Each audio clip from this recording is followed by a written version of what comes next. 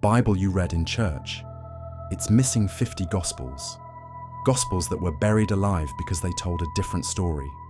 One where Jesus had a wife, where women led churches, and where salvation came from secret knowledge, not faith. These weren't fake. They were as old as Matthew, Mark, Luke, and John, maybe older. In 1945, an Egyptian farmer's shovel cracked open a jar that had been buried for 1,600 years. Inside were 13 leather-bound books containing Gospels that the early church tried to erase from history. What spilled out of that desert sand challenges everything you think you know about Christianity's origins. Because the faith that conquered empires wasn't the original, it was just the one that survived the purge. These forbidden texts reveal exactly what the church decided was too dangerous to preserve. Secret teachings about divine marriage, feminine spiritual authority, and salvation through hidden knowledge rather than institutional faith.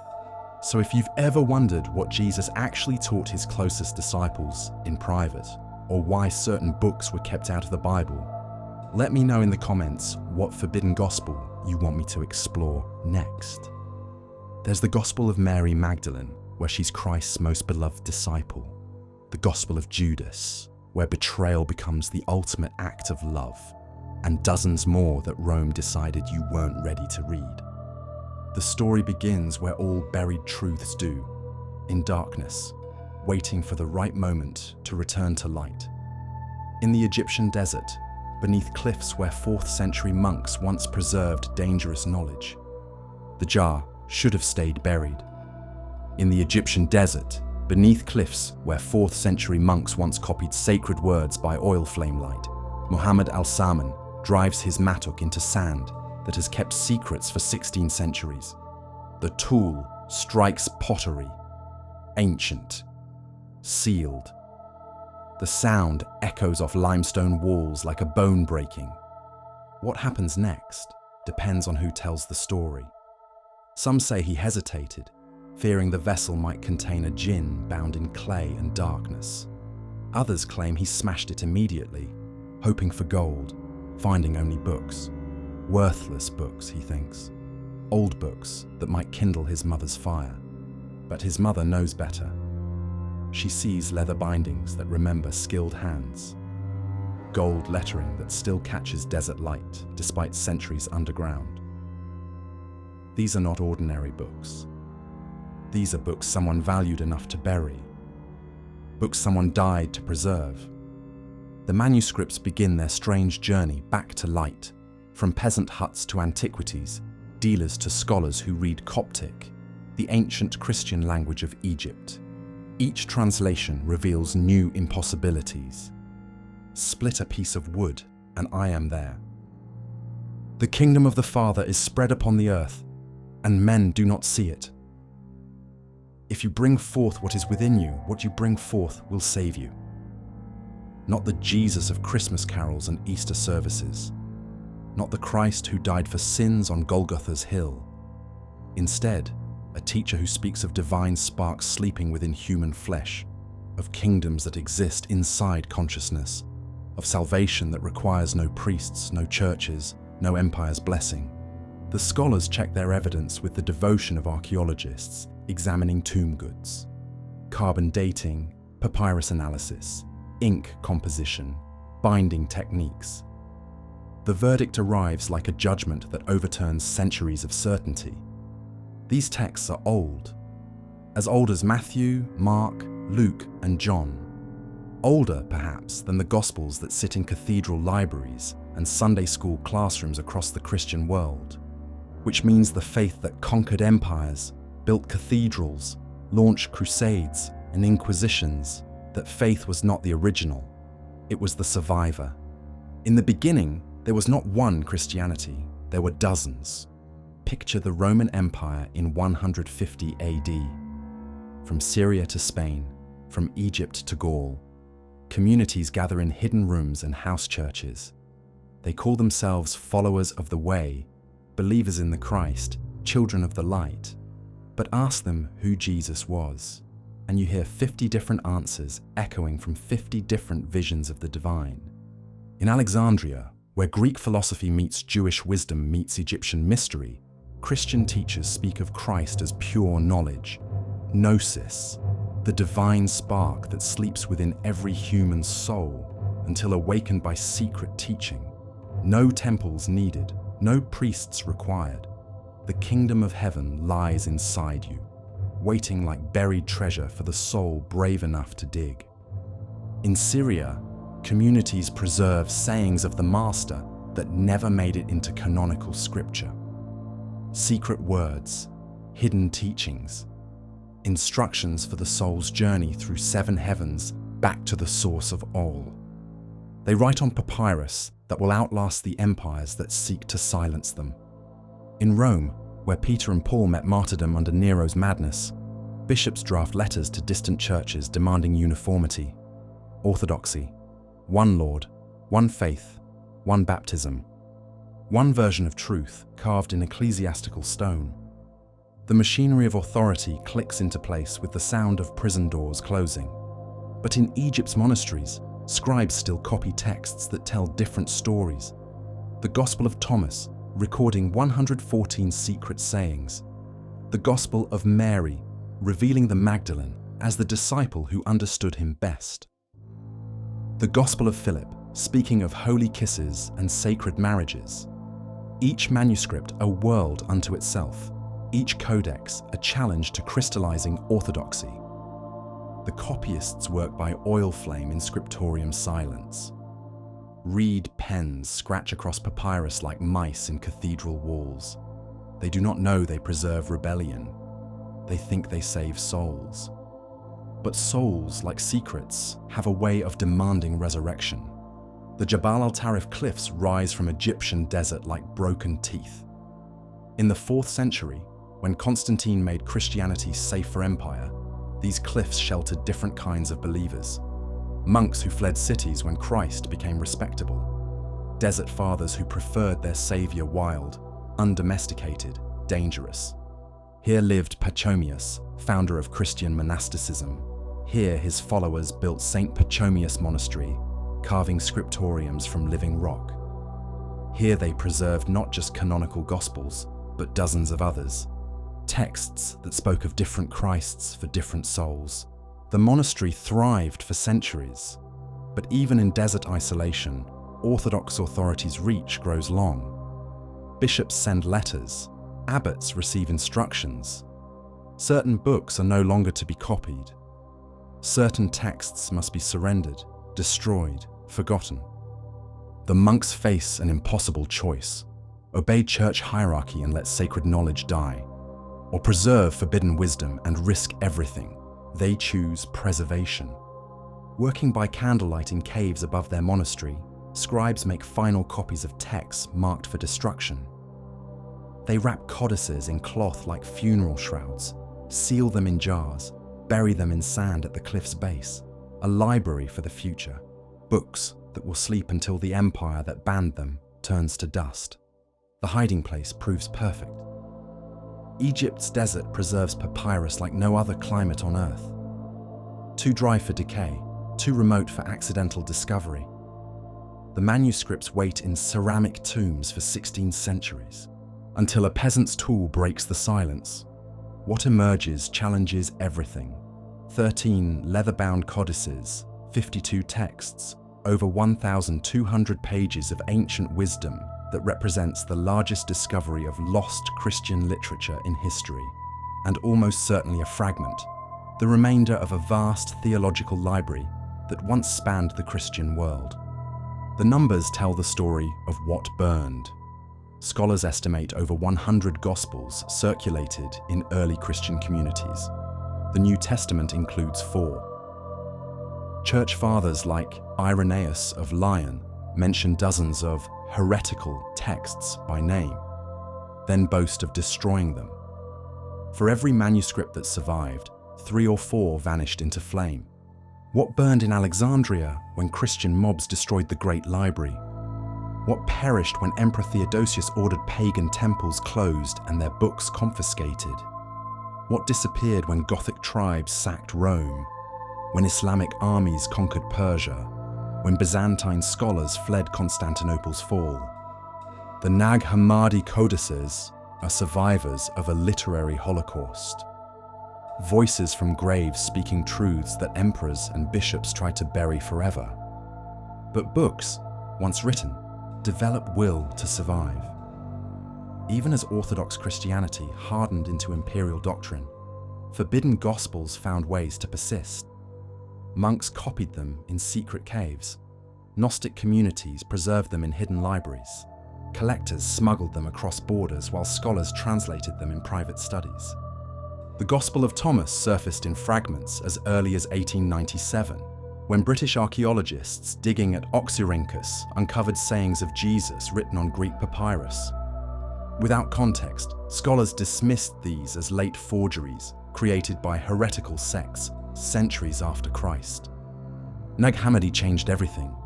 Here was complete Thomas in Coptic translation, dated to 4th century, but clearly based on much earlier Greek manuscripts, proof that heretical texts were as ancient as canonical ones, perhaps more ancient. Other discoveries followed, like resurrections. Gospel of Mary surfaced in multiple manuscripts. Gospel of Peter emerged from 8th century codex. Gospel of Judas rose from Egyptian sands in the 1970s. Lost to antiquities dealers, then painstakingly reconstructed by National Geographic scholars. Each discovery was rebellion against orthodoxy that tried to silence these voices forever. Each translation defied the empire that burned their originals. Today, anyone with internet access can read the complete library of forbidden gospels. Texts that emperors banned, bishops burned, inquisitors branded as demonic are available at mouse clicks. The heresy that dared not die found its way back to light. But questions remain. Dangerous questions that echo from ancient cliffs and monastery ruins, from buried jars and charred papyrus, from history's shadows where different Christs once walked among different believers. If these texts are as old as canonical Gospels, if they preserve authentic Jesus traditions, what does that say about Christianity that conquered the world? What does it say about Bibles on shelves, creeds recited in churches, doctrines carved in ecclesiastical stone? What if the Christ you think you know was never the Christ at all, but merely the Christ that Rome needed you to believe in? The story you know begins in a stable. Virgin birth, shepherds and wise men, angels singing in Bethlehem darkness. But what if that story was chosen, selected, curated by empire that needed Christ to serve Caesar, not challenge him?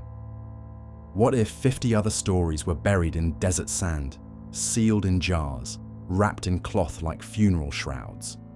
Stories of a Jesus who whispered secrets to Mary Magdalene, who asked Judas to betray the flesh so spirit could be free, who taught that salvation lies not in believing, but in knowing, not in submission, but in awakening.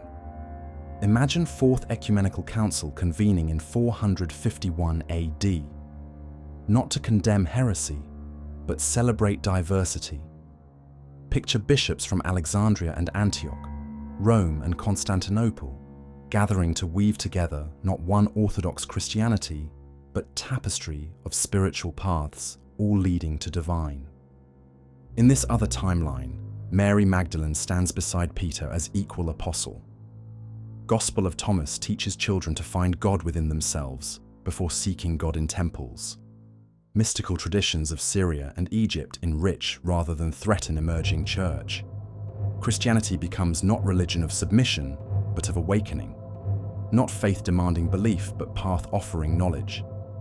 But history chose different path.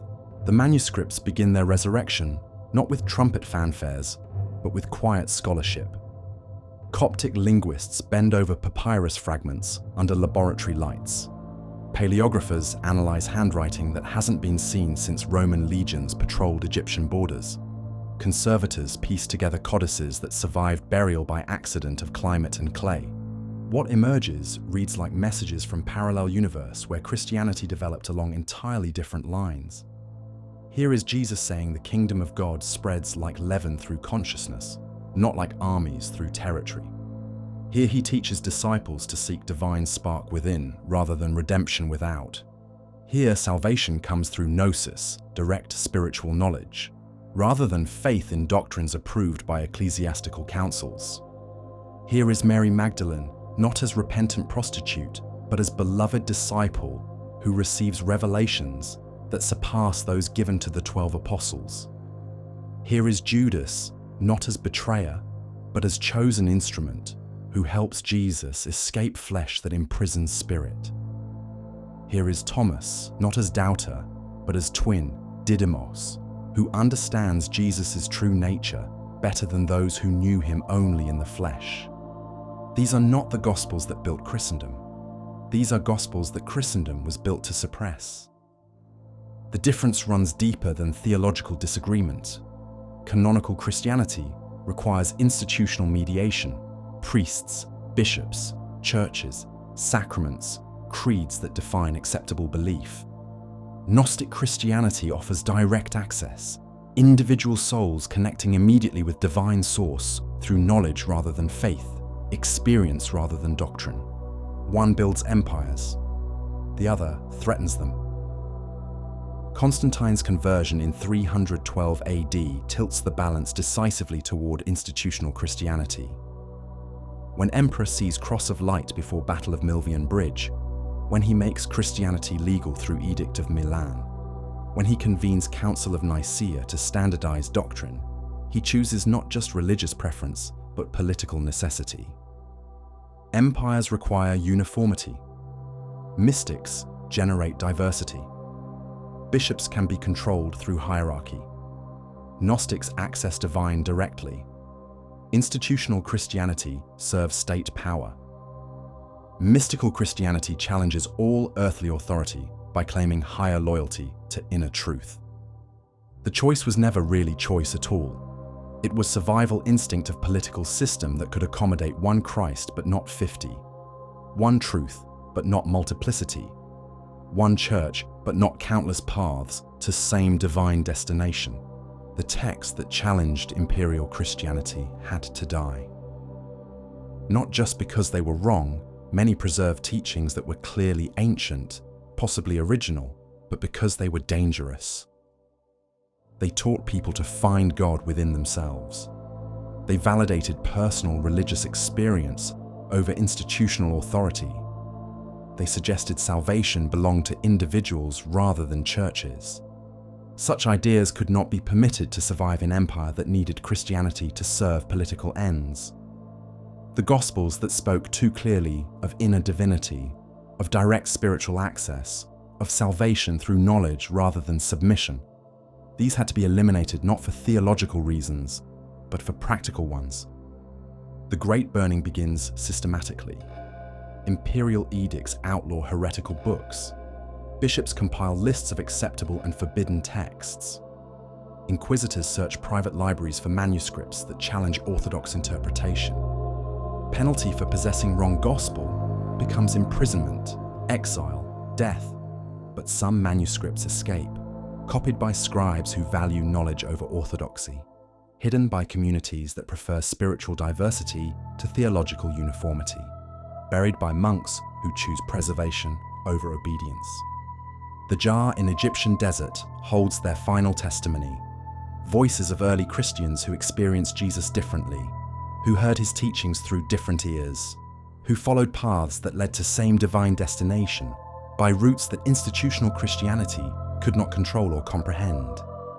They speak across 16 centuries of silence with urgency of witnesses whose testimony was ruled inadmissible by courts that had already decided the verdict. They offer evidence that was suppressed, perspectives that were banned, possibilities that were buried with them in desert sand. The forbidden Gospels whisper their answer from ceramic tomb. You have been told only part of story. The most important part was buried here, waiting for day when truth could no longer be contained by empire, orthodoxy, or fear. That day has come. The jars are broken. The books are open. The library of the lost speaks again. What it says challenges not just Christian doctrine, but entire understanding of how spiritual truth develops, how religious institutions form, how divine revelation gets transformed into human power structures that serve earthly rather than heavenly kingdoms. The story you know begins in stable and ends on cross, but the story you don't know begins in consciousness and ends in awakening. It speaks of Christ who came not to die for your sins, but to teach you that sin itself is illusion, that divinity dwells within you, that salvation requires not belief, but recognition of what you have always been. This is the heresy that dared not die. This is the truth that survived its own burial. This is the light that shines from broken jars and scattered papyrus, illuminating possibilities that empire tried to extinguish but could never quite destroy. The library of the lost has returned.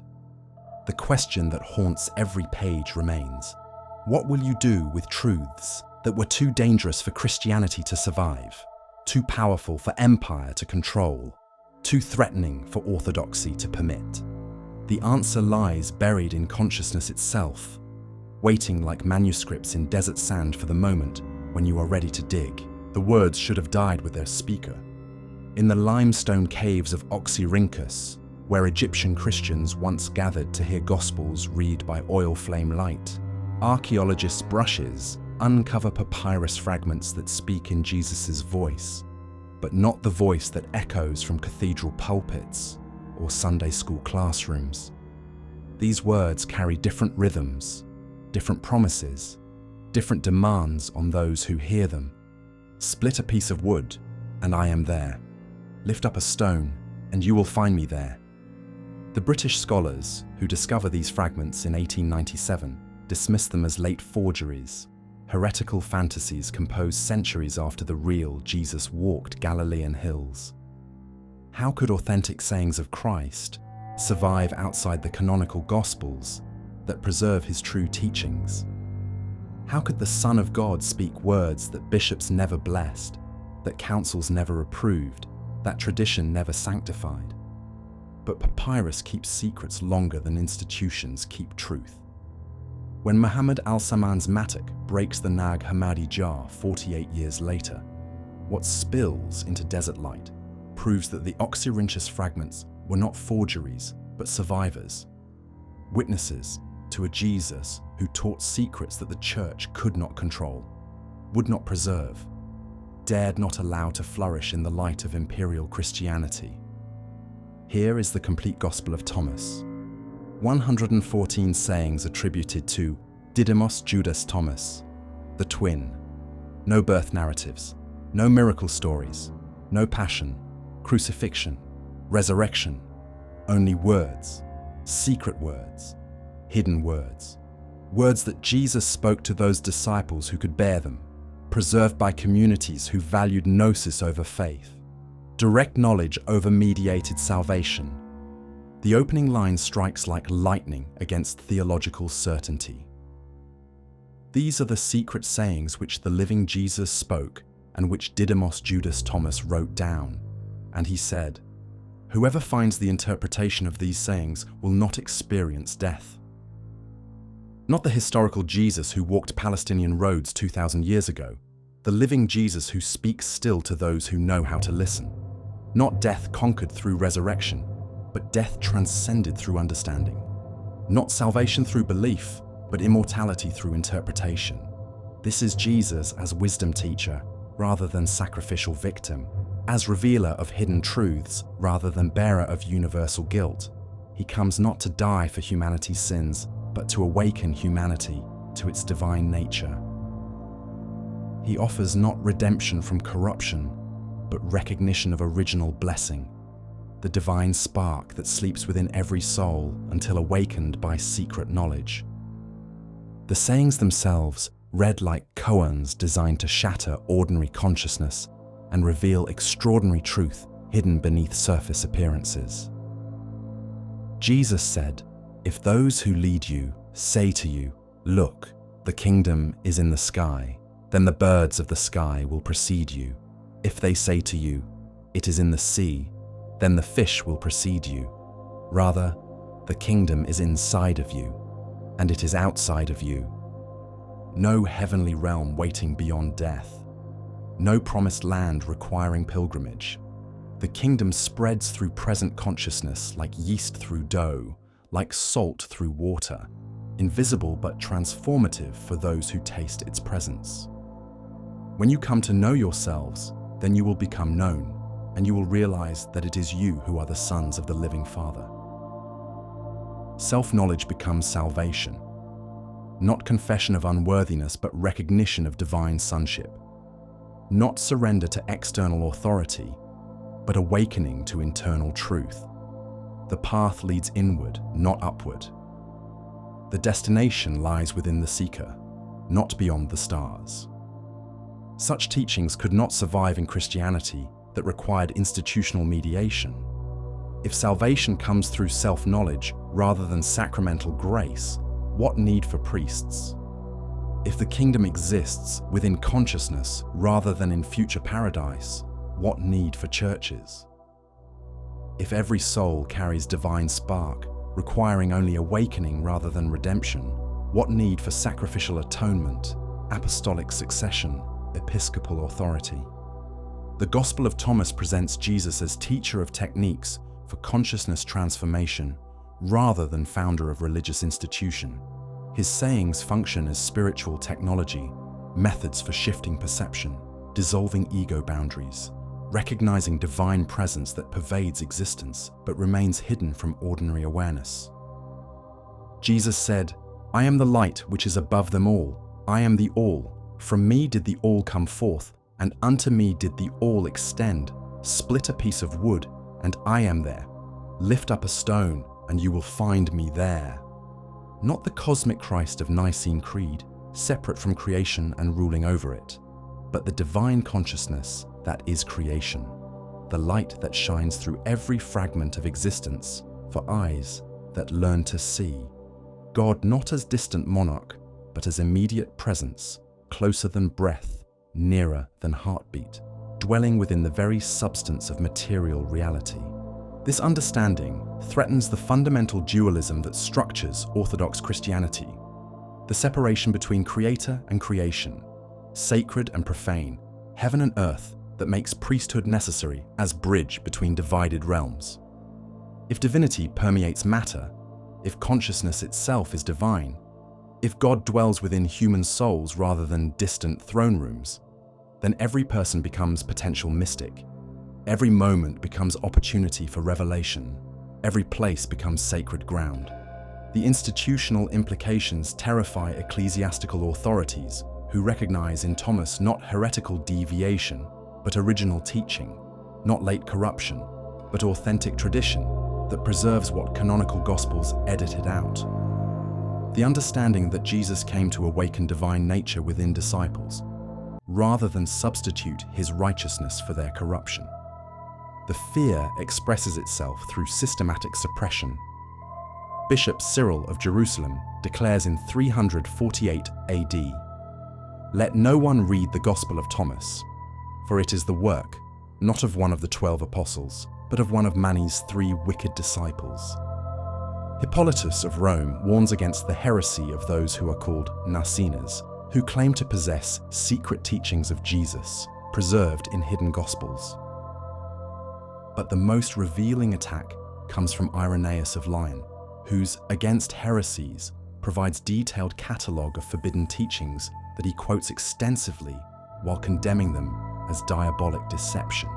His quotations preserve precious fragments of lost Gospels, even as his theology demands their destruction. He becomes unwitting archivist of the very traditions he seeks to eliminate. They declare that Jesus spoke in mystery to his disciples and apostles privately, and that they requested and obtained permission to hand down the things thus taught them. Irenaeus writes with the horrified fascination of prosecutor cataloguing evidence. They produce a multitude of writings which they themselves have forged, bewilder the minds of foolish men, and claim that they surpass all others in the greatness of their love. The charge of forgery reflects not historical analysis, but theological necessity. If these texts preserve authentic Jesus traditions, if their teachings can be traced to original disciples, If their spiritual methods produce genuine transformation, then Orthodox Christianity must confront the possibility that it represents not pure tradition, but partisan selection. One interpretation among many, rather than divinely guaranteed truth. The alternative requires acknowledging what Thomas makes explicit, that Jesus taught different things to different disciples according to their capacity to receive truth, that his public parables concealed deeper meanings revealed only to inner circles, that the canonical Gospels preserve exoteric teaching for masses, while esoteric wisdom was transmitted through hidden channels to those prepared for direct knowledge. Jesus said, "I shall give you what no eye has seen, and what no ear has heard, and what no hand has touched, and what has never occurred to the human mind." Not future rewards dispensed by ecclesiastical authority, but present realities accessible through consciousness transformation. Not promises requiring faith, but experiences available to direct investigation. The practical implications emerge through careful study of Thomas's spiritual technology. The sayings function as meditation instructions, designed to dissolve conceptual frameworks that obscure immediate divine presence.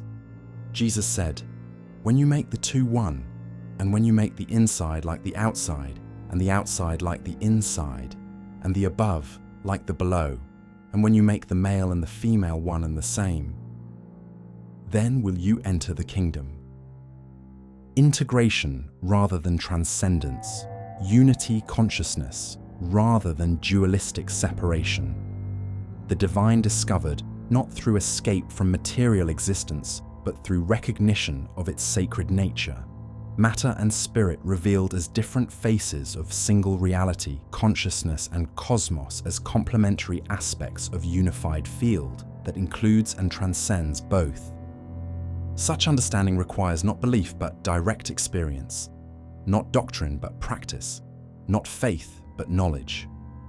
The Gospel of Thomas provides map rather than destination, method rather than conclusion, technology rather than ideology, for those willing to undertake interior journey that leads from ignorance to gnosis, from separation to unity, from death to deathless awareness. His disciples said to him, "When will the kingdom come?" Jesus said to them, "It will not come by waiting for it. It will not be a matter of saying here it is, or there it is. Rather, the kingdom of the Father is spread out upon the earth, and men do not see it." Present rather than future, immediate rather than delayed, available rather than withheld, the kingdom spreads like morning mist across landscape that remains unchanged except for quality of light that reveals beauty always present, but rarely noticed. Transformation occurs not in external circumstances, but in perceptual capacity, not in what is seen, but in how seeing happens. The Gospel of Thomas teaches recognition rather than achievement, awakening rather than attainment, remembering rather than becoming. What is sought was never lost. What is desired is already given. What seems absent dwells at the very heart of presence, waiting only for eyes to open, for ears to hear, for hearts to recognize what was always true, but temporarily forgotten. This message could not survive institutional Christianity's transformation into state religion. Constantine's conversion requires Christianity that serves imperial authority rather than challenges it, that produces obedient citizens rather than awakened mystics, that channels spiritual energy through official hierarchies rather than encouraging direct divine contact. The Council of Nicaea in 325 AD establishes not just orthodox doctrine, but official methodology, truth determined by episcopal consensus rather than individual gnosis, revelation mediated through institutional channels rather than discovered through personal experience, salvation dispensed by authorized representatives rather than realized through direct awakening. The Gospel of Thomas represents everything such system cannot accommodate. It validates personal religious experience over institutional authority. It suggests every soul can access divine truth directly, rather than requiring priestly mediation. It teaches that God dwells within human consciousness rather than distant heavenly realm, accessible only through ecclesiastical bridges. Such ideas threaten the fundamental premises on which imperial Christianity constructs its authority. If Thomas speaks truly, if Jesus taught secret wisdom to inner disciples, if salvation comes through gnosis rather than faith, then the entire apparatus of bishops and councils, creeds and canons represents not divine institution, but human construction, designed to control rather than facilitate spiritual awakening. The stakes could not be higher. Either Thomas preserves authentic Jesus tradition that canonical Gospels edited out, or Orthodox Christianity represents divinely guided development that correctly rejected heretical deviation. Either Jesus taught mystical wisdom that transcends institutional religion, or he founded church that alone possesses keys to eternal salvation. History chooses institutional Christianity because empires require institutional religion. Mystics generate diversity that threatens political unity. Gnostics access truth directly, bypassing hierarchies that maintain social order. Thomas Christians need no priests, no churches, no imperial blessing to commune with divine presence that dwells within consciousness itself. Such independence cannot be permitted in a system where religious and political authority merge into single apparatus of control. The Gospel of Thomas must be suppressed, not because it is false, but because it is dangerous. Not because it lacks authenticity, but because it offers alternative authority that renders ecclesiastical power irrelevant.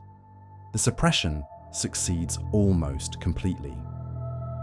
By 400 AD, Thomas survives only in fragments and quotations preserved by heresy hunters who quote extensively while condemning what they quote. The complete text vanishes into desert sand, buried by monks who choose preservation over orthodoxy, silence over submission. But silence, like desert sand, preserves what it appears to destroy.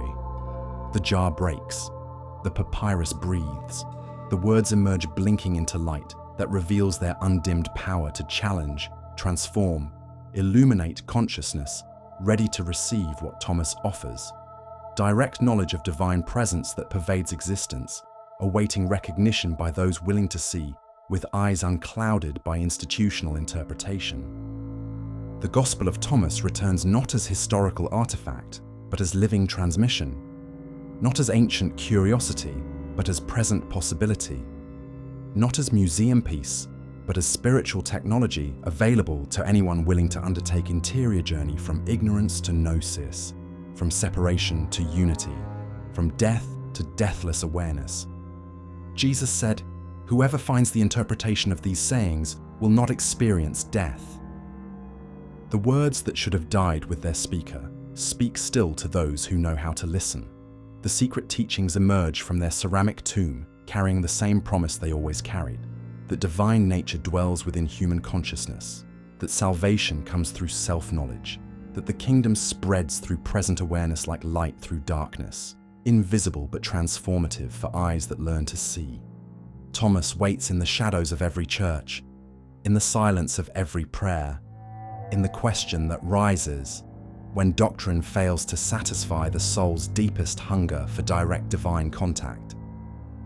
He offers what institutional Christianity cannot provide: immediate access to the living Jesus who speaks still to those willing to hear secret words, hidden words, words that dissolve the boundaries between seeker and sought, between human and divine, between the one who asks and the answer that was always present, waiting only for the right question to reveal itself. The twin speaks with his master's voice, preserving what the church could not control, would not bless, dared not allow to flourish in imperial light. But desert darkness proves more faithful than cathedral illumination. The buried words return, carrying light that no authority can extinguish, truth that no council can condemn, knowledge that no institution can mediate or control. The secret teachings live, the hidden words speak. The Gospel of Thomas rises from sand and silence to offer what it always offered: salvation through gnosis, immortality through interpretation. The kingdom of heaven spread like invisible leaven through consciousness, willing to be transformed by truth. Too dangerous for Christianity to survive intact. Too powerful for empire to permit. Too authentic for orthodoxy to acknowledge without admitting its own incompleteness. The living Jesus speaks. Those who have ears, let them hear. The kiss should have been forgotten. In the candlelit scriptorium of some nameless Egyptian monastery, a scribe's reed pen pauses over papyrus as he copies words that will survive when his bones are dust, when his monastery crumbles to sand, when the very language he writes in becomes archaeological curiosity. His hand trembles, not from age or cold, but from the weight of what he preserves. The companion of the Savior is Mary Magdalene.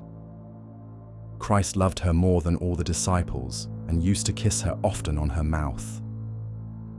The scribe completes the line, seals the codex, buries it in desert sand where silence keeps secrets better than any vault. He does not know he preserves revolution disguised as gospel, rebellion wrapped in sacred text, a vision of divine feminine that will threaten patriarchal Christianity for 2 millennia. But revolutions like seeds have a way of sprouting in unexpected seasons. When the Nag Hammadi jars crack open in 1945, what spills into Egyptian sunlight includes fragments of the Gospel of Mary, not the Virgin Mother whose obedience blessed imperial Christianity, but Mary Magdalene, the disciple who understood Jesus better than the 12 apostles, who received visions they could not fathom, who carried teachings they could not bear to hear. The manuscript is damaged, 18 pages missing from its heart, torn away by time or intention, leaving gaps like missing teeth in a skull's smile. But what remains speaks with voice that patriarchal Christianity spent centuries trying to silence. The voice of feminine wisdom that claims spiritual authority equal to any man's, that receives divine revelation direct from the risen Christ, that dares to teach what male disciples refuse to learn. The opening lines strike like lightning against ecclesiastical certainty. When the Blessed One had said this, he greeted them all, saying, "Peace be with you. Receive my peace unto yourselves. Beware that no one lead you astray, saying, Lo here, or Lo there, for the Son of Man is within you." Not the Jesus of canonical resurrection appearances, who commissions male apostles to spread his gospel throughout the world. This Christ speaks to all disciples equally, male and female alike, revealing that divine presence dwells within consciousness rather than external institutions, that salvation comes through interior recognition rather than apostolic succession. But it is what happens next that proves most dangerous to patriarchal theology. Jesus departs. The disciples weep, fearing they will be killed if they preach his teachings to the world. Peter, the supposed rock upon which Christ builds his church, despairs. How shall we go to the Gentiles and preach the gospel of the kingdom of the Son of Man?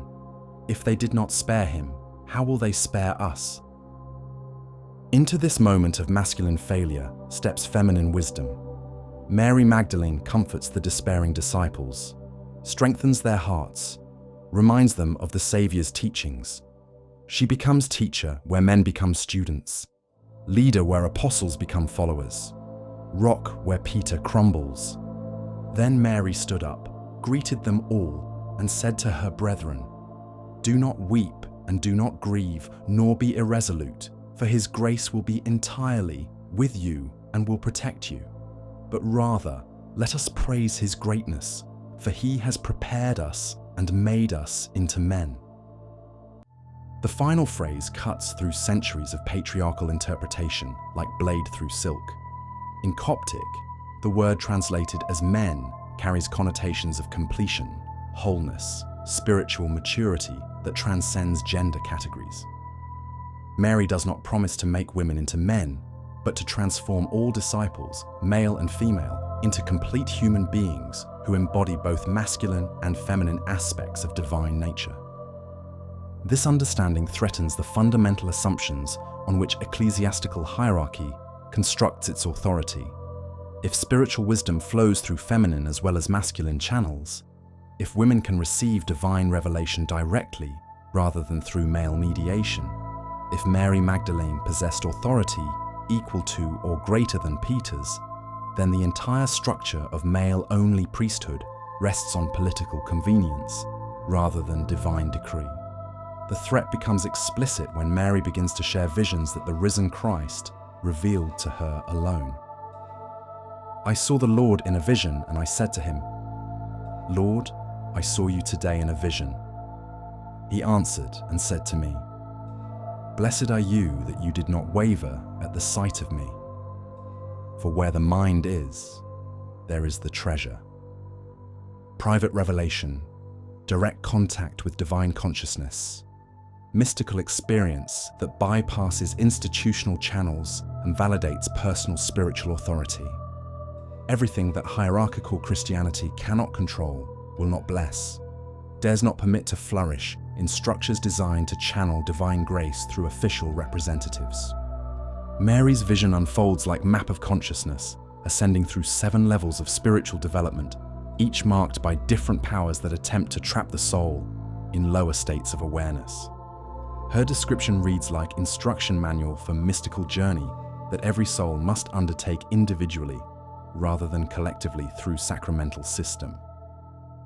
But the missing 18 pages conceal the vision's heart, the specific teachings that proved too dangerous for even underground Christianity to preserve intact.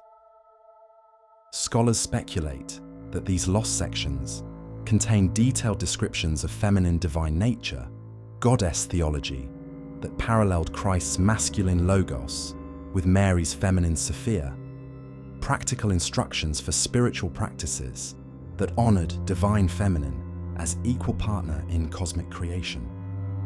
What survives suggests teachings that would revolutionize Christian understanding of divine nature, human sexuality, spiritual authority, the role of women in religious leadership. The fragments speak of kiss as sacrament, of love as divine energy flowing between Christ and his beloved disciple, of wisdom that manifests through feminine as well as masculine forms.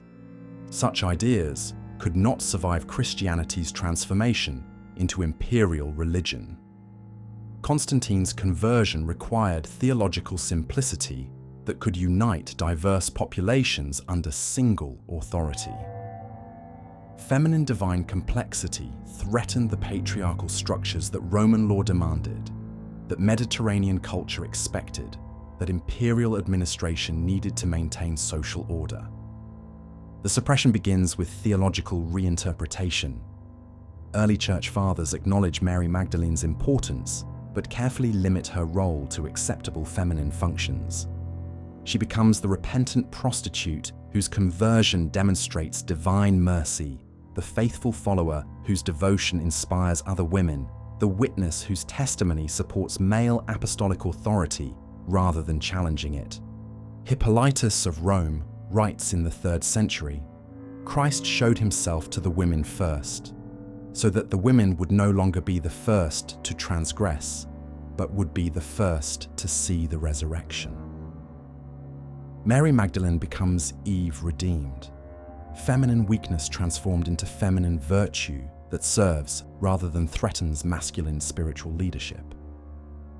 But redemption through subordination cannot contain the revolutionary implications of the Gospel of Mary. If she received unique revelations from the risen Christ, if she possessed spiritual authority that surpassed the 12 apostles, if she understood teachings that male disciples could not comprehend, then her subordination represents not divine decree, but historical accident, political necessity disguised as theological truth.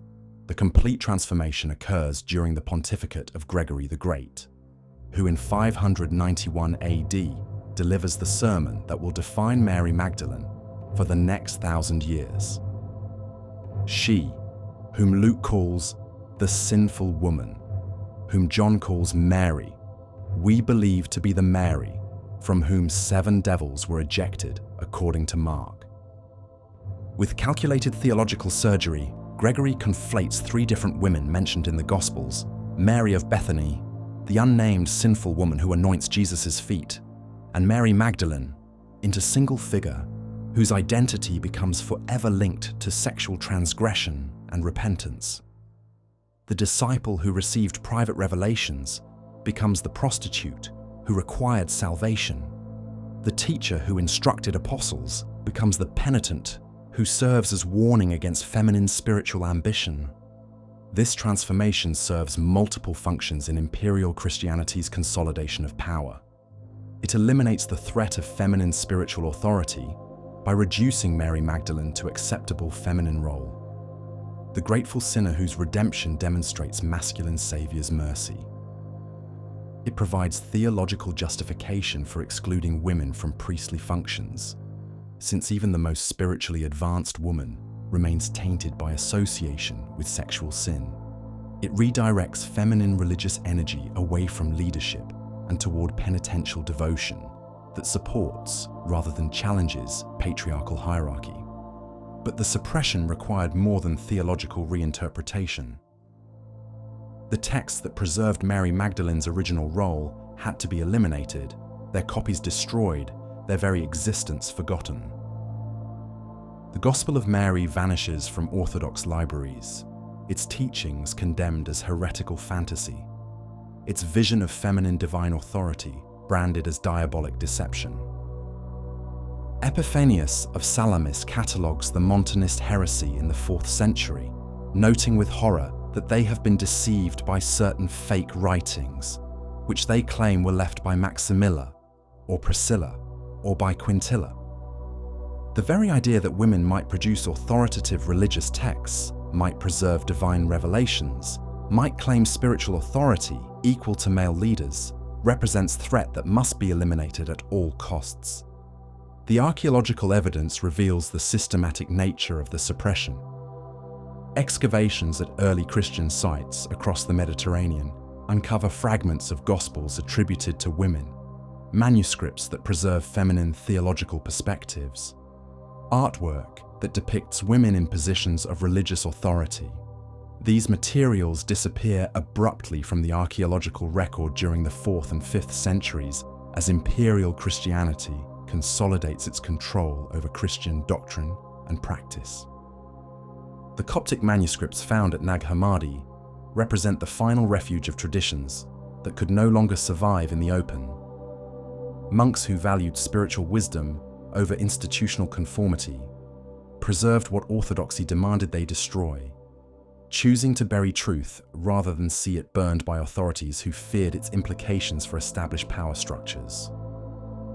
The Gospel of Mary emerges from this underground preservation, carrying testimony to alternative Christian development, where feminine and masculine divine principles worked in partnership rather than hierarchy, where spiritual authority flowed through both women and men according to their capacity for divine wisdom rather than their conformity to social expectations. The confrontation between Mary and Peter that climaxes the Gospel reveals the fundamental tension between these competing visions of Christian authority. When Mary finishes sharing her vision, Andrew objects. "Say what you wish to say about what she has said. I at least do not believe that the Saviour said this, for certainly these teachings are strange ideas." Peter's response cuts deeper. Did he really speak privately with a woman and not openly to us? Are we to turn about and all listen to her? Did he prefer her to us? The question contains its own answer. If Christ preferred Mary Magdalene to the 12 apostles, if he revealed deeper teachings to a woman than to men, if feminine wisdom proved superior to masculine understanding, then the entire structure of patriarchal Christianity collapses under the weight of its own contradictions. Mary's reply carries the dignity of one who knows her spiritual authority comes from direct divine contact rather than institutional approval. "My brother Peter, what do you think? Do you think that I made this up in my heart, or that I am lying about the Saviour?" But it is Levi who delivers the final judgment that illuminates the real stakes of this confrontation. "Peter, you have always been hot-tempered. Now I see you contending against the woman like the adversaries. But if the Savior made her worthy, who are you indeed to reject her? Surely the Savior knows her very well. That is why he loved her more than us. The recognition that Christ loved Mary Magdalene more than us represents admission that threatens everything patriarchal Christianity claims about divine preference for masculine spiritual authority. If Jesus chose a woman as his most beloved disciple, if he revealed his deepest teachings to feminine rather than masculine consciousness, if he demonstrated through his own example that spiritual wisdom transcends gender categories, then the exclusion of women from religious leadership represents human prejudice rather than divine will. Such recognition could not be permitted in Christianity that sought accommodation with Roman imperial structures that required clear hierarchies, defined roles, masculine authority over feminine submission. The Gospel of Mary had to be suppressed, not because it was false, but because it was true. Not because it lacked authenticity, but because it preserved authentic traditions that revealed the contingent, rather than necessary nature, of patriarchal religious authority. The suppression succeeded almost completely. By 600 AD, Mary Magdalene had been transformed from beloved disciple into repentant prostitute, from teacher of apostles into grateful recipient of masculine salvation, from holder of secret knowledge into symbol of feminine spiritual weakness, redeemed through masculine divine strength. But truth, like water, finds its way through stone. The Coptic manuscript survives in desert sand, preserving testimony to different understanding of divine nature, human potential, feminine spiritual authority that challenges every assumption on which patriarchal Christianity constructs its theological edifice.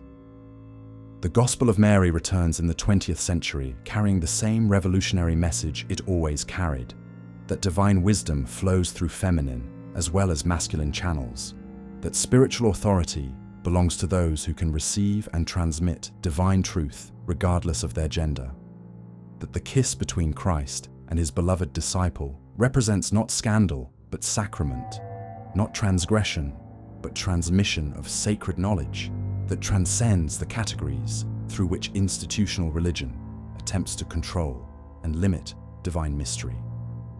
Mary Magdalene rises from her textual tomb, speaking with voice that centuries of suppression could not silence, teaching truths that patriarchal theology could not contain, offering alternative vision of Christianity, where masculine and feminine divine principles work in partnership rather than hierarchy, where spiritual authority flows according to wisdom rather than gender, where the beloved disciple who understood Jesus best reclaims her rightful place beside the apostles who understood him less. The kiss that should have been forgotten becomes the kiss that resurrects feminine divine authority from centuries of burial beneath patriarchal interpretation. Mary Magdalene speaks again, teaching what she always taught, that divine love transcends human categories, that spiritual wisdom belongs to those who can receive it, that the companion of the Savior was indeed a woman whose understanding surpassed that of all the male disciples who claimed authority in her name while denying the source of their own spiritual power. The silenced voice finds its tongue. The buried gospel speaks. The Gospel of Mary rises to challenge not just Christian doctrine, but every religious tradition that claims divine preference for masculine over feminine authority, that reduces women to subordinate roles in spiritual hierarchies designed by men to serve masculine spiritual ambition disguised as divine will. The revolution that began with a kiss continues in every woman who claims spiritual authority based on direct divine contact rather than institutional approval, in every voice that refuses to be silenced by patriarchal interpretation of sacred truth, in every heart that recognizes divine feminine as equal partner with divine masculine in the endless dance of creation, preservation, and transformation that includes all beings in its sacred embrace. Mary Magdalene speaks.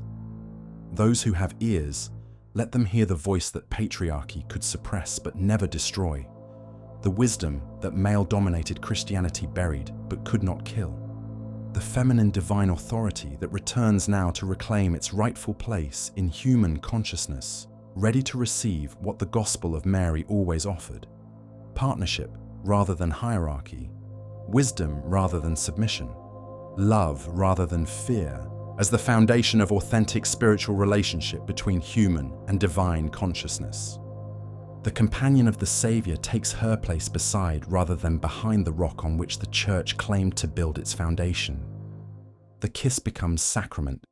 The silenced voice speaks truth that threatens every structure built on the lie that God prefers sons to daughters, that divine authority flows through masculine rather than feminine channels, that spiritual wisdom belongs to men rather than all beings capable of receiving and transmitting sacred knowledge that transforms consciousness and liberates souls from every form of bondage, including the bondage of believing that divine love could ever be limited by human categories of gender, power, or institutional control.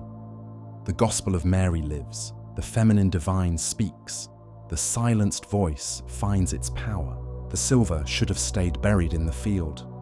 30 pieces of silver cast down in the temple, blood money rejected by priests who understand that some transactions stain more than coins, some betrayals cut deeper than death.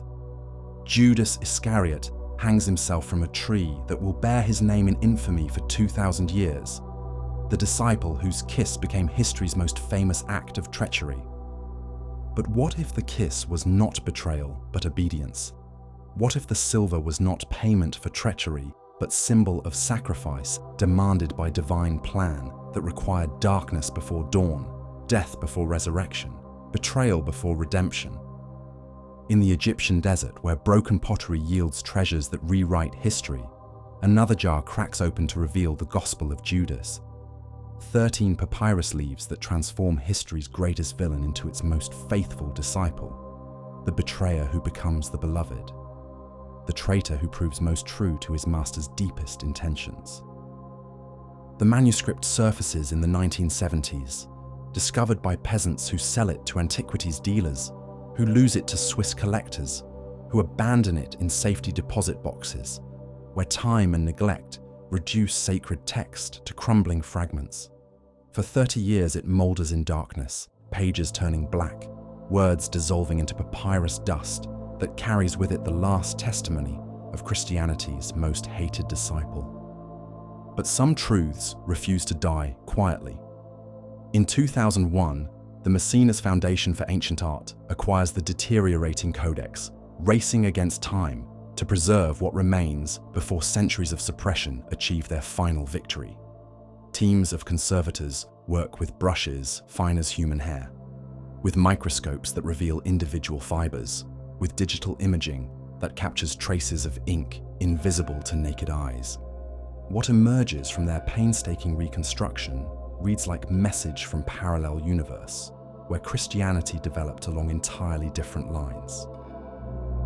Here is Judas, not as greedy betrayer, but as chosen disciple, not as Satan's instrument, but as God's faithful servant, not as the one who destroys his master, but as the one who helps him achieve cosmic destiny that requires liberation from flesh that imprisons spirit. The opening lines strike like lightning against 2 millennia of Christian certainty. The secret account of the revelation that Jesus spoke in conversation with Judas Iscariot during a week, 3 days before he celebrated Passover. Secret account, private conversation, hidden revelation given not to Peter the Rock or John the Beloved, but to Judas the betrayer during the final week when Jerusalem fills with pilgrims who will witness cosmic drama they do not understand. Cosmic necessity disguised as human treachery. This Jesus does not march toward passion as innocent victim of political conspiracy and religious jealousy. He moves toward death as cosmic architect who understands that his mission requires willing collaborator, someone who loves him enough to bear eternal infamy for actions that appear evil but serve ultimate good. Someone who will sacrifice not just life, but reputation, not just body, but soul's eternal rest, to enable salvation that cannot occur without seeming betrayal. The gospel begins with Jesus laughing at disciples who pray to God they do not know, who worship Creator they cannot comprehend, who mistake the demiurge who fashioned material world for the true God who dwells beyond all creation. Only Judas understands. Only Judas sees through illusions that blind even the other apostles. You will exceed all of them, Jesus tells Judas in private conversation that reveals cosmic truth hidden from others. For you will sacrifice the man that clothes me. Not murder, but liberation. Not betrayal, but service. Not treachery, but the ultimate act of love. Helping beloved teacher escape flesh that constrains infinite spirit, enabling resurrection that requires death, facilitating cosmic transformation that demands apparent destruction. This understanding emerges from Scythian Gnostic cosmology that sees material existence as prison rather than paradise, flesh as limitation rather than blessing, death as release rather than punishment. In this theological framework, what appears as betrayal becomes deliverance, what seems like tragedy becomes triumph, what looks like defeat becomes victory over forces that seek to trap divine consciousness in mortal form. The implications terrify Orthodox Christianity more than any other heretical text because they strike at the foundational narrative on which all Christian theology depends. If Judas acted according to divine instruction rather than diabolic temptation, if his kiss represented obedience rather than betrayal, if his role was scripted by heaven rather than hell, then the entire passion narrative requires radical reinterpretation. Was Jesus truly innocent victim of human sin, or was he willing participant in cosmic drama that required apparent villains to play necessary roles? Did Judas fall from grace through greed and pride, or did he accept most difficult assignment in human history, to be remembered forever as traitor while actually serving as faithful friend? Did the crucifixion represent triumph of evil over good, or did it reveal complex divine plan that uses darkness to create light, death to enable life, betrayal to achieve ultimate loyalty? Such questions cannot be permitted in Christianity that requires moral clarity, that demands clear distinctions between good and evil, that needs Judas as scapegoat who bears responsibility for humanity's greatest crime. If Judas becomes hero rather than villain, if his betrayal transforms into ultimate sacrifice, if his damnation proves to be salvation, then Orthodox theology loses its foundational narrative of innocent suffering and guilty betrayal. The Gospel of Judas presents alternative reading where cosmic necessity overrides human morality, where divine plan encompasses actions that appear evil but serve ultimate good, where the disciple who seems most faithless proves most faithful to his master's deepest intentions. This understanding threatens not just Christian doctrine, but Western civilization's fundamental assumptions about moral responsibility, individual choice, the nature of good and evil. The text itself reads like cosmic drama, where earthly events serve heavenly purposes that remain hidden from human understanding.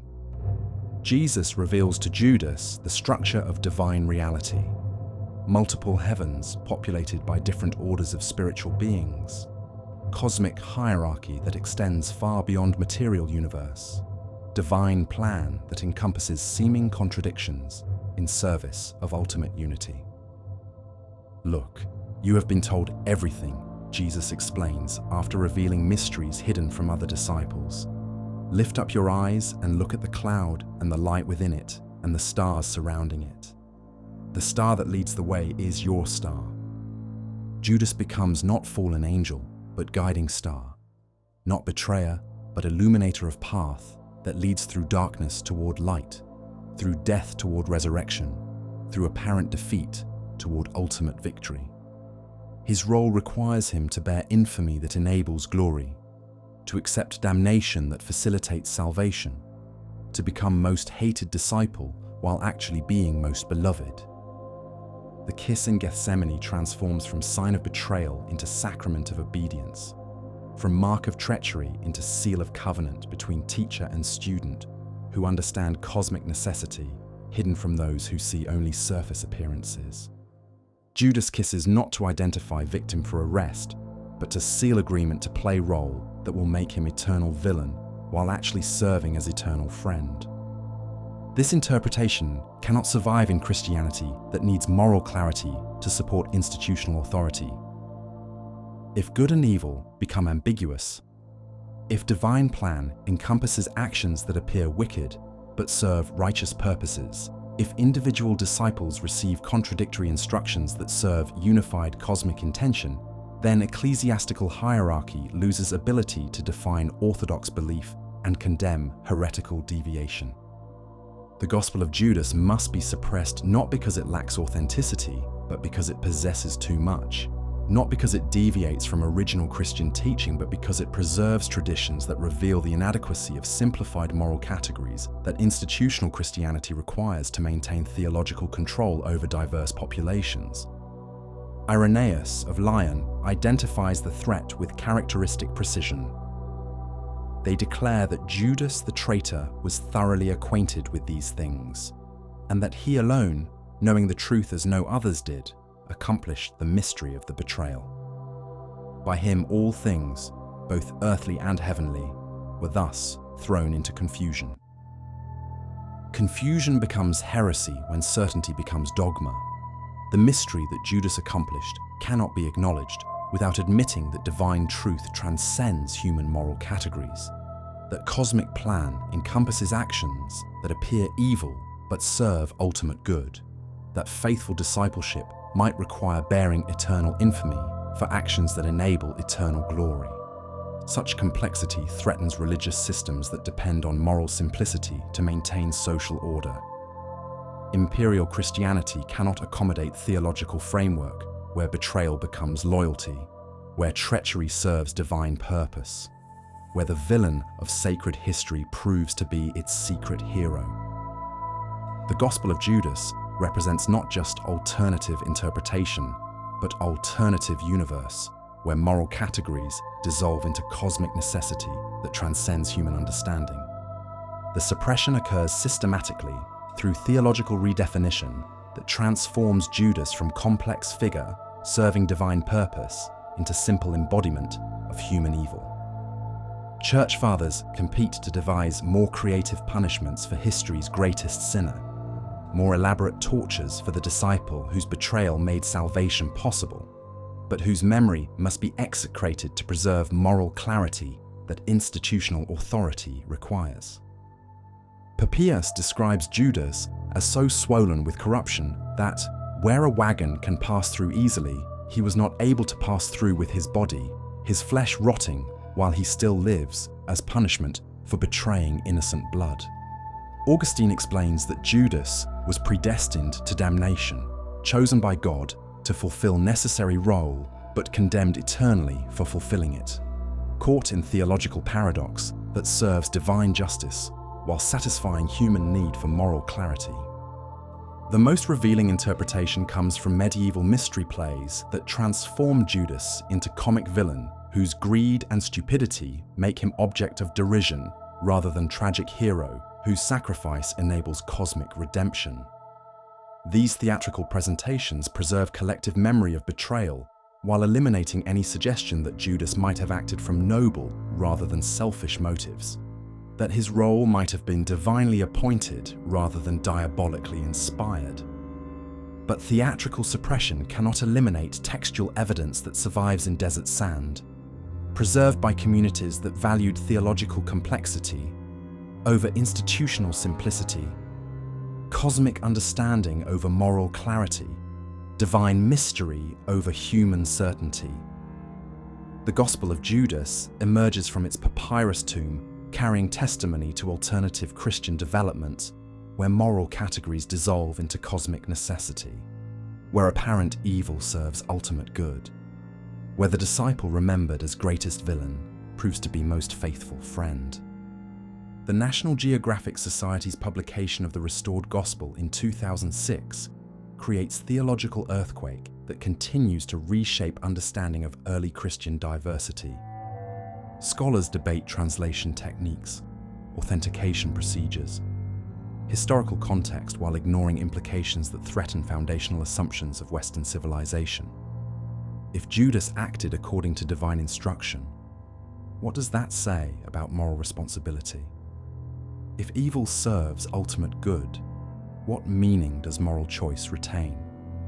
If betrayal becomes loyalty, how can human beings navigate ethical decisions in a world where appearances deceive and motives remain hidden? Such questions cannot be answered within theological frameworks that require moral clarity to maintain institutional authority. The Gospel of Judas asks what cannot be asked, suggests what cannot be acknowledged, preserves what cannot be permitted to survive in religious systems that depend on simplified moral categories to maintain social order and ecclesiastical control. But the questions persist in human consciousness that recognizes moral complexity in personal experience, that encounters situations where good intentions produce evil results, and evil actions serve good purposes, that struggles to understand divine justice in a world where innocents suffer and guilty prosper, where faithful disciples bear infamy while false teachers receive acclaim. The Gospel of Judas speaks to anyone who has played necessary role that brought condemnation rather than praise, who has served greater good through actions that appeared selfish or destructive, who has been remembered wrongly by history that lacks perspective, to understand motivations that transcend immediate appearances. It offers not justification for evil, but recognition that cosmic drama encompasses moral complexity that individual human beings cannot fully comprehend or adequately judge. Judas emerges from textual resurrection not as villain redeemed, but as friend remembered, not as betrayer forgiven, but as disciple understood, not as traitor transformed into saint, but as complex figure who served divine purpose that required him to bear eternal infamy for actions that enabled eternal glory. His gospel does not excuse betrayal, but reveals how betrayal might serve loyalty, how treachery might express love, how apparent evil might accomplish ultimate good. In cosmic plan that encompasses contradictions, human moral categories cannot resolve. The silver that should have stayed buried in the field returns to light carrying different meaning than history recorded. Not payment for treachery, but symbol of sacrifice. Not reward for betrayal, but compensation for accepting most difficult role in cosmic drama. Not wages of sin, but price of faithfulness that requires bearing eternal condemnation for serving eternal good. The Gospel of Judas lives in questions it raises rather than answers it provides. In complexity it preserves rather than simplicity it destroys. In mystery it reveals rather than certainty it undermines. It asks what every human being who has been misunderstood must ask. What if appearances deceive? What if motivations transcend immediate understanding? What if faithfulness requires accepting condemnation from those who lack perspective to comprehend actions that serve purposes beyond their vision? The disciple who kissed his master in garden, where shadows obscured truth, emerges from papyrus darkness to suggest that shadows might conceal light rather than extinguish it, that betrayal might serve loyalty rather than destroy it, that love might express itself through actions that appear hateful to those who see surface rather than depth, appearance rather than reality, immediate consequence rather than ultimate purpose. Judas Iscariot speaks across centuries of condemnation with voice that asks forgiveness not for treachery but for being misunderstood, not for betrayal but for faithfulness that required betrayal, not for destroying his master but for loving him enough to help him achieve destiny, that demanded liberation from flesh, that constrained infinite spirit seeking return to divine source beyond material creation. The Gospel of Judas preserves what orthodoxy could not acknowledge, that cosmic drama encompasses moral complexity that transcends human categories, that divine love expresses itself through actions that appear unloving to limited perspective, that ultimate good might require apparent evil as darkness requires light to define itself, as death requires life to have meaning, as betrayal requires loyalty, to possess significance in cosmic story, where all roles serve purposes larger than individual understanding can encompass or adequately judge. The silver pieces fall. The kiss seals covenant. The betrayer becomes beloved in gospel that transforms Christianity's greatest villain into its most complex hero, its most hated disciple into its most faithful friend, its clearest moral lesson into its deepest spiritual mystery, where love and betrayal, loyalty and treachery, salvation and damnation dissolve into cosmic necessity that encompasses all contradictions in divine plan, too vast for human comprehension, yet intimate enough to require individual participation in drama, where every role, even betrayal, serves ultimate good that transcends immediate appearances and moral categories, that divide rather than unite human understanding with divine intention. The gospel of Judas lives, the betrayer speaks. The faithful friend emerges from infamy to reclaim place in cosmic story, where his sacrifice enabled salvation, where his kiss sealed covenant, where his silver bought not treachery but redemption for world that needed villain to blame, while forgetting that villains too might serve divine purposes hidden from those who see darkness but not light, that darkness makes possible. Betrayal but not love, that betrayal serves. Treachery but not loyalty, that requires treachery to accomplish its cosmic purpose. The flames should have consumed everything. In the marble corridors of Constantinople, where Byzantine emperors rule through divine mandate and bishops gather to define eternal truth, the smell of burning papyrus drifts through windows that overlook harbors filled with ships carrying different gospels from different lands. Texts that speak of different Christs, different salvations, different paths to divine truth that threaten the unity empire requires to survive. But unity demands sacrifice. Not the sacrifice of blood on altars or gold in treasuries, but the sacrifice of complexity for simplicity, diversity for uniformity, theological richness for imperial necessity. The many Christianities that flourished in desert monasteries and Syrian churches, in Egyptian scriptoriums and Gallic communities, must become one Christianity that serves one empire under one emperor who rules by one God's unchanging will. The decision emerges not from theological councils seeking truth, but from political necessities demanding control. When Constantine sees the Chi blazing in the sky before the Battle of Milvian Bridge in 312 AD, when he makes Christianity legal through the Edict of Milan in 313 AD, when he convenes the Council of Nicaea in 325 AD, he chooses not just religious preference, but imperial survival strategy disguised as divine revelation.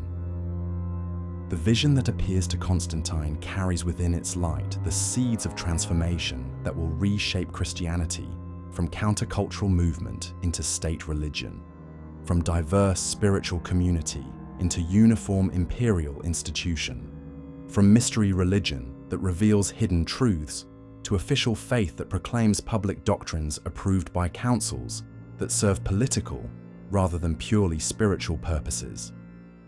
Empires require uniformity, mystics generate diversity, bishops can be controlled through hierarchy, Gnostics access divine directly, institutional Christianity serves state power, mystical Christianity challenges all earthly authority by claiming higher loyalty to inner truth that transcends imperial decree, ecclesiastical pronouncement, social convention. The choice was never really choice at all.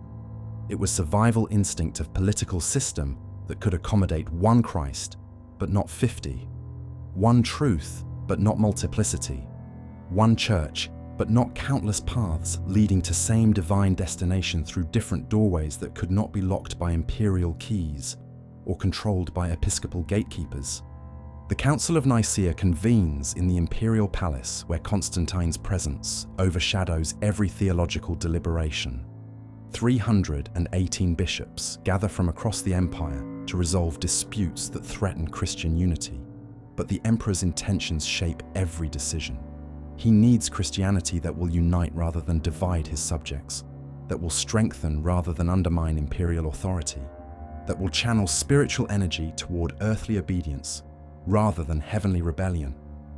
The Arian controversy that ostensibly motivates the council conceals deeper questions about the nature of divine authority, spiritual hierarchy, the relationship between heaven and earth that determines how Christians will relate to imperial power.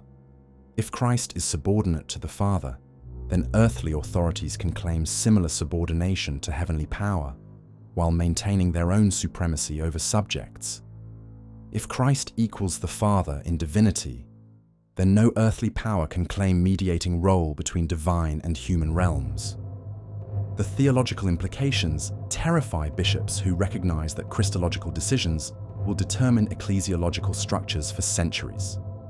The Council chooses consubstantiality, Christ as equal to the Father, same substance, co-eternal, co-equal, not because scriptural evidence demands it, but because imperial Christianity requires divine hierarchy that justifies ecclesiastical hierarchy, that supports political hierarchy in ascending chain of authority that begins with individual Christians and culminates in Christian emperor who rules by divine mandate.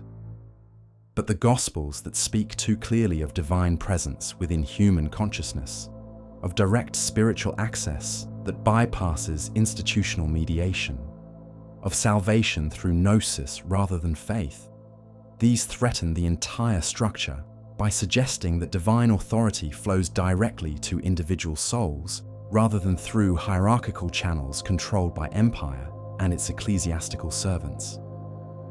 The Gnostic Gospels must be eliminated not because they lack authenticity, but because they possess too much. Not because they deviate from original Christian teaching, but because they preserve traditions that reveal the contingent rather than necessary nature of imperial Christianity's theological claims. They demonstrate that alternative developments were possible, that different paths were chosen, that the Christianity which conquered the world represents historical accident disguised as divine necessity. The systematic suppression begins with legal mechanisms that criminalize possession of unauthorized texts. Imperial edicts issued between 325 and 435 AD established death penalty for anyone caught with heretical books, confiscation of property for anyone who conceals forbidden gospels, exile for clergy who teach unapproved doctrines. The machinery of persecution clicks into place with efficiency that reveals careful planning rather than spontaneous theological enthusiasm. Theodosius I, the emperor who makes Christianity mandatory throughout the empire in 380 AD, issues the decree that seals the fate of alternative gospels. All the peoples, whom the moderation of our clemency rules, we will that they practice that religion which the divine Peter the Apostle transmitted to the Romans, and which it is clear that the Pontiff Damasus follows, and Peter of Alexandria. The formula defines orthodoxy through institutional authority rather than textual evidence, through episcopal succession rather than spiritual authenticity, through Roman approval rather than divine revelation. What Peter taught becomes what bishops claim Peter taught. What apostolic tradition preserved becomes what ecclesiastical hierarchy decides to preserve. What divine revelation disclosed becomes what imperial Christianity chooses to acknowledge as revealed truth. The bishops who implement these edicts understand that they eliminate not just texts, but entire communities, not just books, but ways of being Christian that cannot be accommodated within imperial structures. The Montanists who follow prophetic revelations received by women lose their voices to silence imposed by male hierarchies that cannot tolerate feminine spiritual authority. The Marcionites who reject the Old Testament God as inferior to Christ's Father disappear into exile rather than accept theological synthesis they consider diabolic compromise. The Valentinians who teach that salvation comes through gnosis rather than faith, who gather in small communities for mystical instruction rather than large congregations for liturgical worship, who value individual spiritual development over collective religious identity. They vanish from historical record as imperial Christianity consolidates its control over Christian identity, practice, belief. The archaeological evidence reveals the systematic nature of the elimination. Excavations at early Christian sites across the Mediterranean show sudden disappearance of alternative gospels from monastery libraries, private collections, liturgical use during the 4th and 5th centuries. Manuscripts that flourished in earlier periods simply stop being copied, stop being preserved, stop existing in forms that later generations could discover and study. The Nag Hammadi library represents the final refuge of traditions that could no longer survive in the open, the last testament of communities that chose burial over destruction, silence over submission to imperial demands for theological uniformity.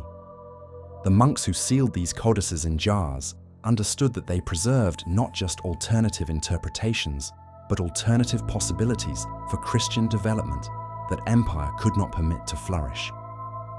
But the deepest violence occurs not through book burning or legal persecution, but through theological redefinition that transforms alternative gospels from legitimate Christian texts into heretical deceptions, from authentic spiritual traditions into diabolic counterfeits, from divine revelations into satanic temptations that seduce souls away from salvation, through promises of secret knowledge that leads to damnation rather than enlightenment. Irenaeus of Lyon, writing his massive Against Heresies around 180 AD, establishes the intellectual framework that will justify centuries of suppression. His method reveals the sophistication of orthodox strategy. Quote heretical texts extensively to demonstrate familiarity with their contents, then systematically refute their teachings through appeals to apostolic tradition, scriptural authority, theological reasoning that exposes their errors and inconsistencies. The result creates a comprehensive catalogue of alternative Christianity, while simultaneously providing intellectual ammunition for its destruction. Irenaeus preserves fragments of dozens of forbidden gospels, even as his refutations ensure their elimination from Christian consciousness. He becomes both archivist and destroyer, documenting diversity while demanding its extinction in service of unity that he equates with truth itself. Error, indeed, is never set forth in its naked deformity, lest, being thus exposed, it should at once be detected, Irenaeus explains with clinical precision. But it is craftily decked out in an attractive dress, so as, by its outward form, to make it appear to the inexperienced more true than truth itself. The metaphor reveals the fundamental assumption that underlies all orthodox polemic, that alternative gospels succeed not because they preserve authentic traditions or provide genuine spiritual nourishment, but because they deceive through sophisticated presentation of fundamental error. The possibility that they might actually be true, that they might preserve teachings that canonical gospels edited out, that they might offer legitimate paths to divine truth. This cannot be acknowledged without undermining the entire apparatus of ecclesiastical authority that depends on its exclusive access to divine revelation. The theological violence escalates through systematic demonization that transforms alternative gospels from human error into diabolic deception, from mistaken interpretation into satanic counterfeit, from competing truth claims into spiritual warfare between forces of light and darkness that admits no neutrality, no compromise, no peaceful coexistence between different approaches to divine mystery. Epiphanius of Salamis catalogues heresies with the obsession of collector-gathering specimens for museum display. His Panarion, or medicine chest, promises remedies for 80 different heresies that threaten Christian souls, each described in detail that preserves what it purports to destroy, each refuted through arguments that reveal intimate familiarity with traditions they condemn as diabolic deception. The result creates literature of paranoia that sees diabolic conspiracy in theological diversity, satanic deception in spiritual creativity, demonic influence in any teaching that deviates from narrow orthodoxy defined by episcopal consensus, rather than scriptural evidence or spiritual authenticity. The alternative gospels become not just wrong, but evil, not just mistaken, but dangerous, not just inadequate, but deadly to souls that encounter their seductive errors. Such demonization makes peaceful coexistence impossible between different forms of Christianity. If alternative gospels represent diabolic deception rather than legitimate diversity, if their teachers serve Satan rather than Christ, if their communities spread spiritual poison rather than divine truth, then tolerance becomes complicity in evil. Dialogue becomes cooperation with demons. Respect for diversity becomes betrayal of truth that demands exclusive loyalty. The psychological consequences echo through centuries of Christian culture that learns to fear rather than explore alternatives, to suspect rather than investigate different approaches to divine truth, to condemn rather than comprehend theological complexity that might enrich rather than threaten spiritual understanding. The forbidden gospels become forbidden thoughts. Banned books become banned possibilities. Suppressed traditions become suppressed aspects of human spiritual potential. The great libraries begin to burn, not through accident or barbarian invasion, but through systematic campaigns that eliminate texts deemed dangerous to imperial Christianity's consolidation of authority.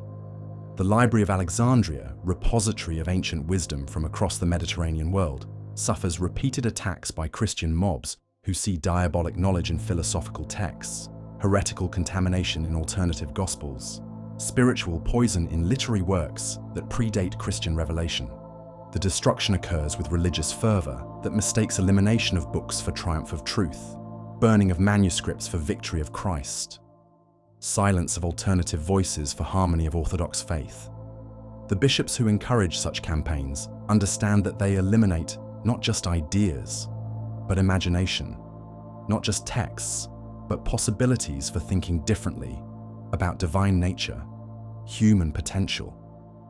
The relationship between consciousness and cosmos that encompasses more mystery than institutional religion can contain or control. Temple libraries burn across the empire as Christian emperors close pagan sanctuaries, confiscate their treasures, destroy their books as diabolic contamination that threatens Christians' souls.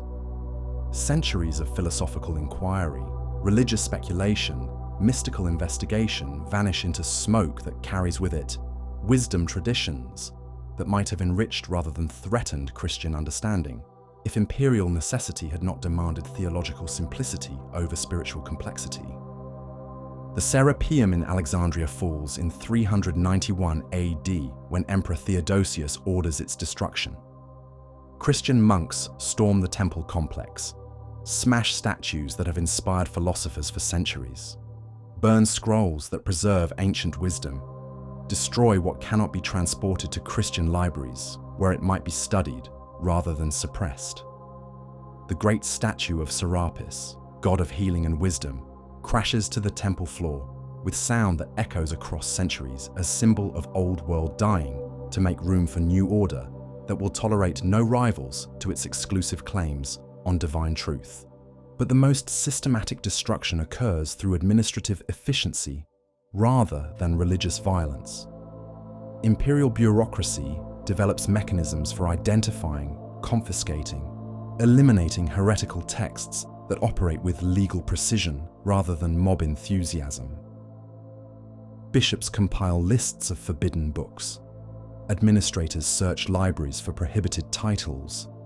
Officials confiscate manuscripts from private collections.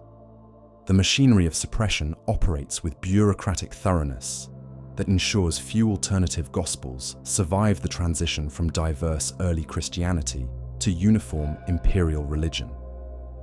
The penalties escalate with each succeeding emperor who recognizes that theological unity requires enforcement mechanisms that make dissent more costly than conformity.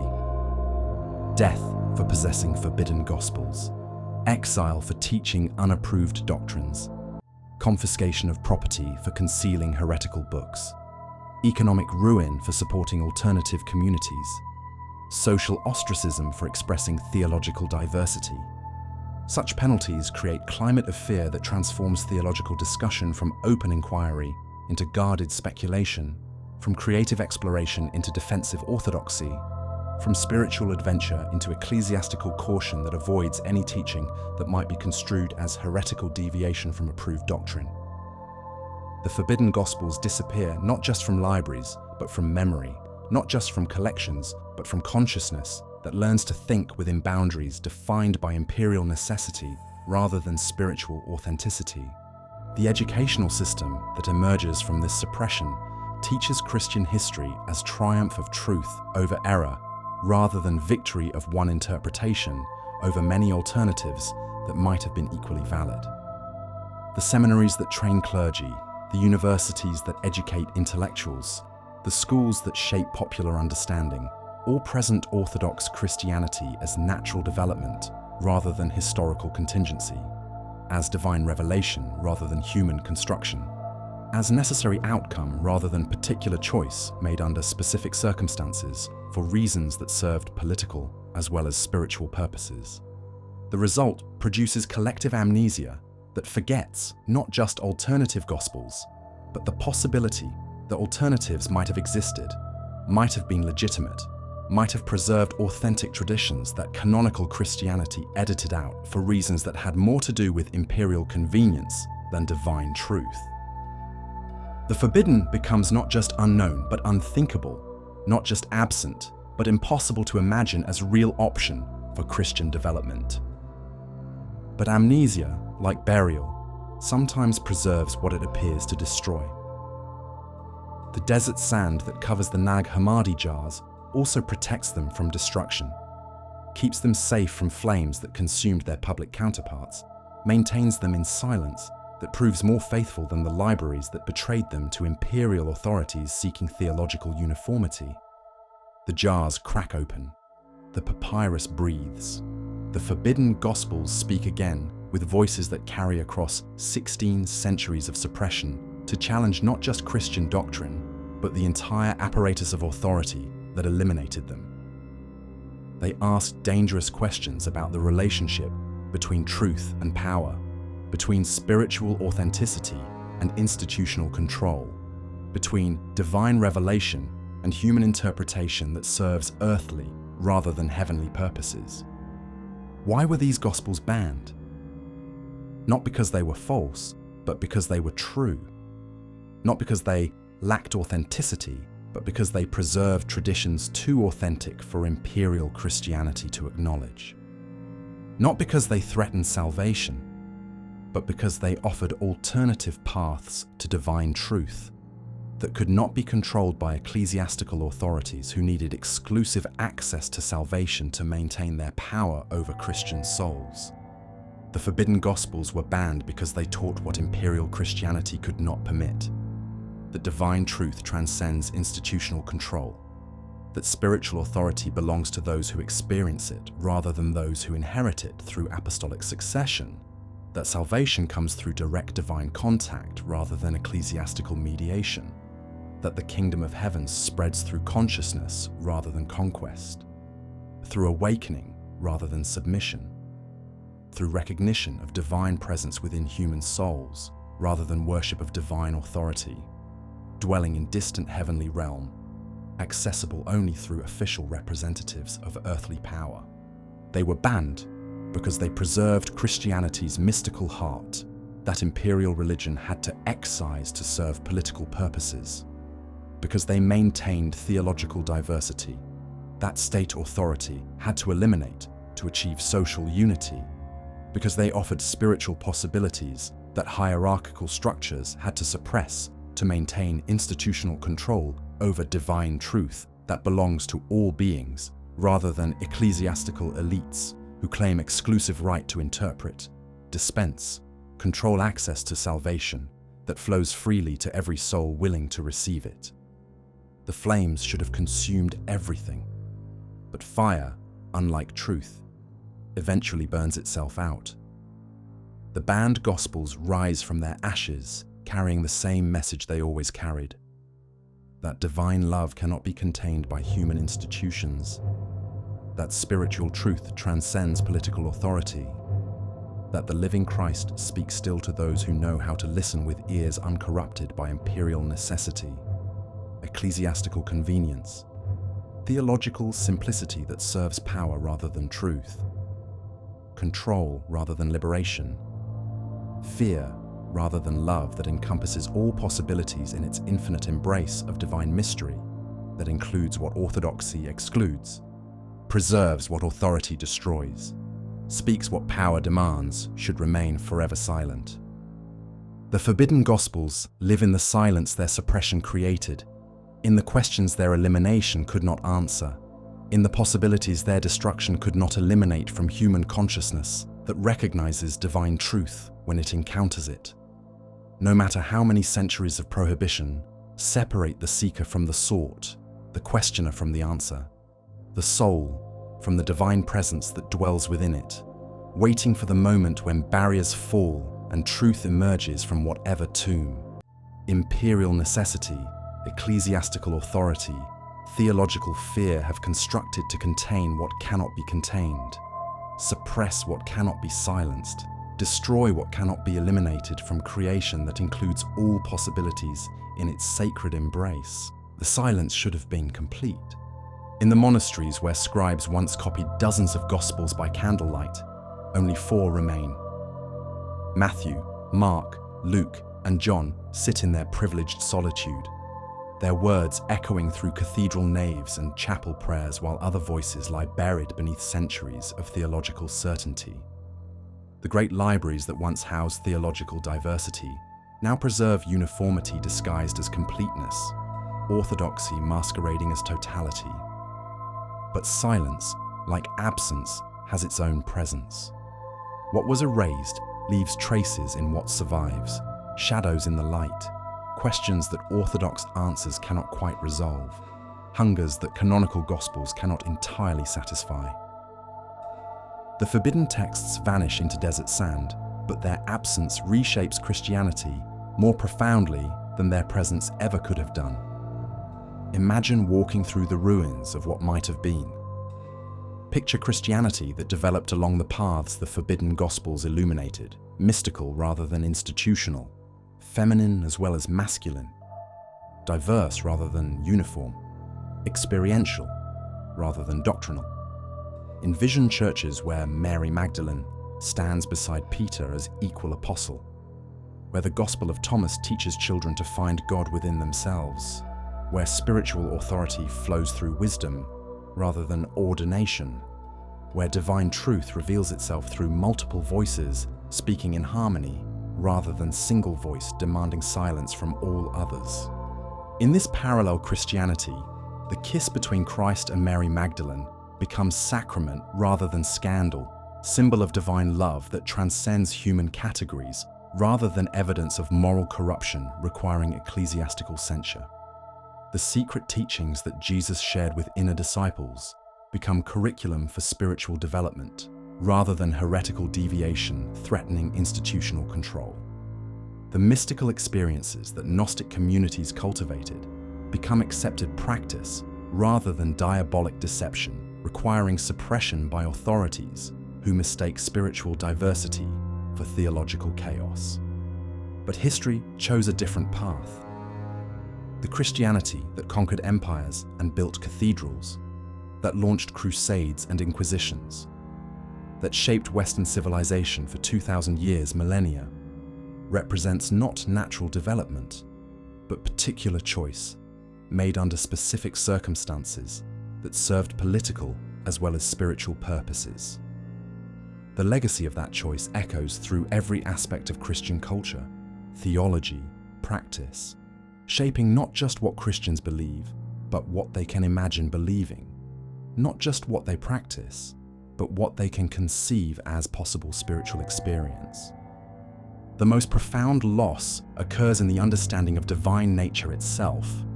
The forbidden Gospels preserved theological complexity that recognized both masculine and feminine aspects of divinity, both transcendent and immanent dimensions of divine presence, both unity and diversity within divine mystery that encompasses, rather than excludes, different approaches to sacred truth.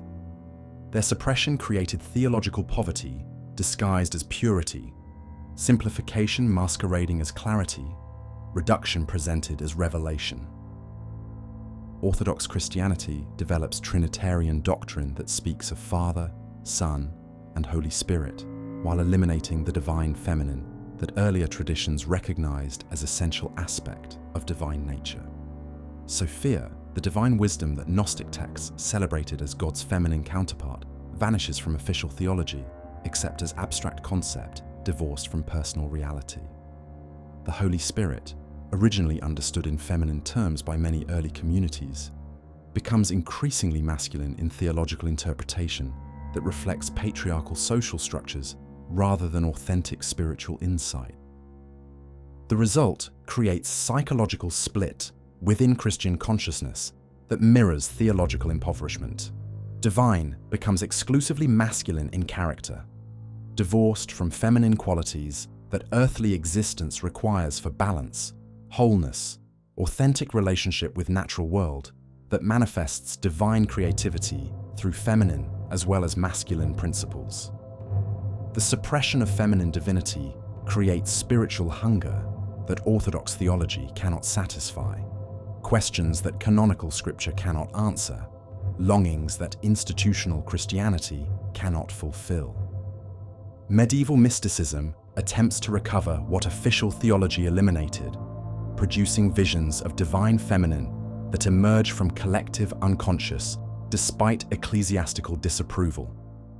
Julian of Norwich writes of God our Mother, who nurtures souls with tender care that transcends masculine categories of divine authority. Hildegard of Bingen composes hymns to Sophia, divine wisdom who permeates creation with feminine insight that complements masculine power. Meister Eckhart teaches of divine birth within the soul that requires feminine receptivity as well as masculine activity. But these mystical recoveries remain individual insights rather than communal traditions, personal revelations rather than theological doctrines that could reshape Christian understanding of divine nature, human potential, the relationship between consciousness and cosmos that includes feminine as well as masculine dimensions of sacred reality. They survive as exceptions that prove the rule rather than alternatives that challenge orthodox limitations.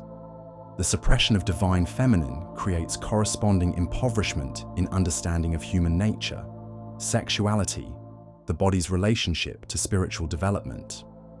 The forbidden Gospels taught integration rather than opposition between flesh and spirit, celebration rather than suspicion of physical existence as manifestation of divine creativity, recognition rather than denial of sexual energy as sacred force connecting human beings to cosmic processes of generation, preservation, transformation. Orthodox Christianity develops dualistic theology that opposes soul to body, spirit to flesh, heaven to earth in ways that create psychological division within individual believers and social structures that reflect theological fragmentation. The body becomes enemy of the soul rather than its partner in spiritual development.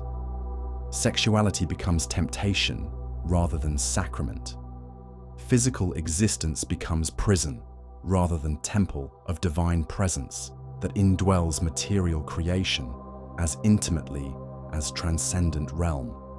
This dualistic impoverishment produces centuries of Christian culture that fears rather than celebrates embodied existence, that suspects rather than honors sexual energy as divine gift, that seeks escape from rather than transformation of material world through spiritual practice that integrates rather than divides different dimensions of human existence. The legacy echoes through Christian attitudes toward pleasure, beauty, artistic creativity, natural world, all suspect as potential distractions from purely spiritual concerns that official theology claims should occupy Christian attention. The forbidden Gospels preserved understanding of spiritual development as individual journey requiring personal experience rather than collective submission to institutional authority. Their suppression eliminates practices that facilitated direct divine contact in favor of mediated salvation, dispensed through official channels controlled by ecclesiastical hierarchy that claims exclusive right to interpret, administer, guarantee access to divine truth. Gnostic communities developed sophisticated techniques for consciousness transformation, meditation practices that dissolved ego boundaries, visionary experiences that revealed cosmic structure, mystical journeys through different levels of spiritual reality, direct encounters with divine presence that validated personal rather than institutional religious authority. These practices disappear from official Christianity, surviving only in marginal traditions that face constant suspicion from authorities who recognize their potential to undermine hierarchical control. The loss impoverishes Christian spiritual practice, reducing it to external observances that can be monitored by institutional authorities rather than internal experiences that remain beyond ecclesiastical control. Prayer becomes petition rather than meditation. Worship becomes performance rather than participation. Faith becomes intellectual assent rather than transformative encounter with divine reality that changes consciousness and lifestyle in ways that challenge social as well as religious conventions. Medieval Christianity attempts to recover contemplative practices through monastic traditions that preserve fragments of suppressed mystical knowledge, but these remain confined to religious professionals rather than available to general populations who might use them to develop spiritual autonomy that threatens clerical authority.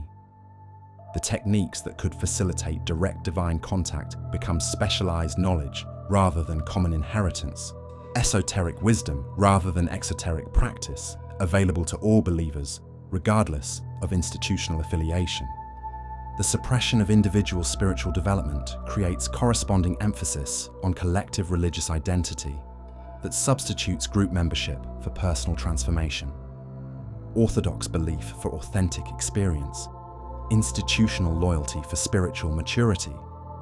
Christianity becomes religion of belonging rather than becoming, of conformity rather than creativity, of submission rather than liberation, that enables souls to discover their divine nature through direct contact with cosmic consciousness that includes and transcends individual existence.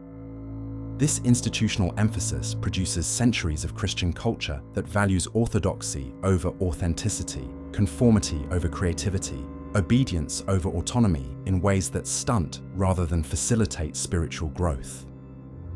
The legacy appears in Christian suspicion of mystical experience that cannot be institutionally validated, of spiritual practices that operate outside official supervision, of religious insights that emerge from personal investigation rather than ecclesiastical instruction.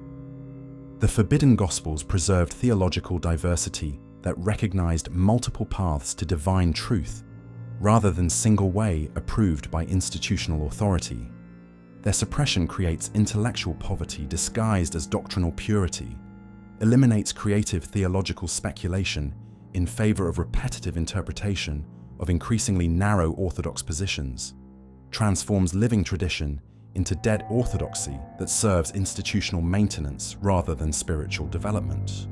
Early Christianity thrived on theological creativity that produced dozens of different approaches to understanding Christ's nature, salvation's requirements, the relationship between divine and human consciousness.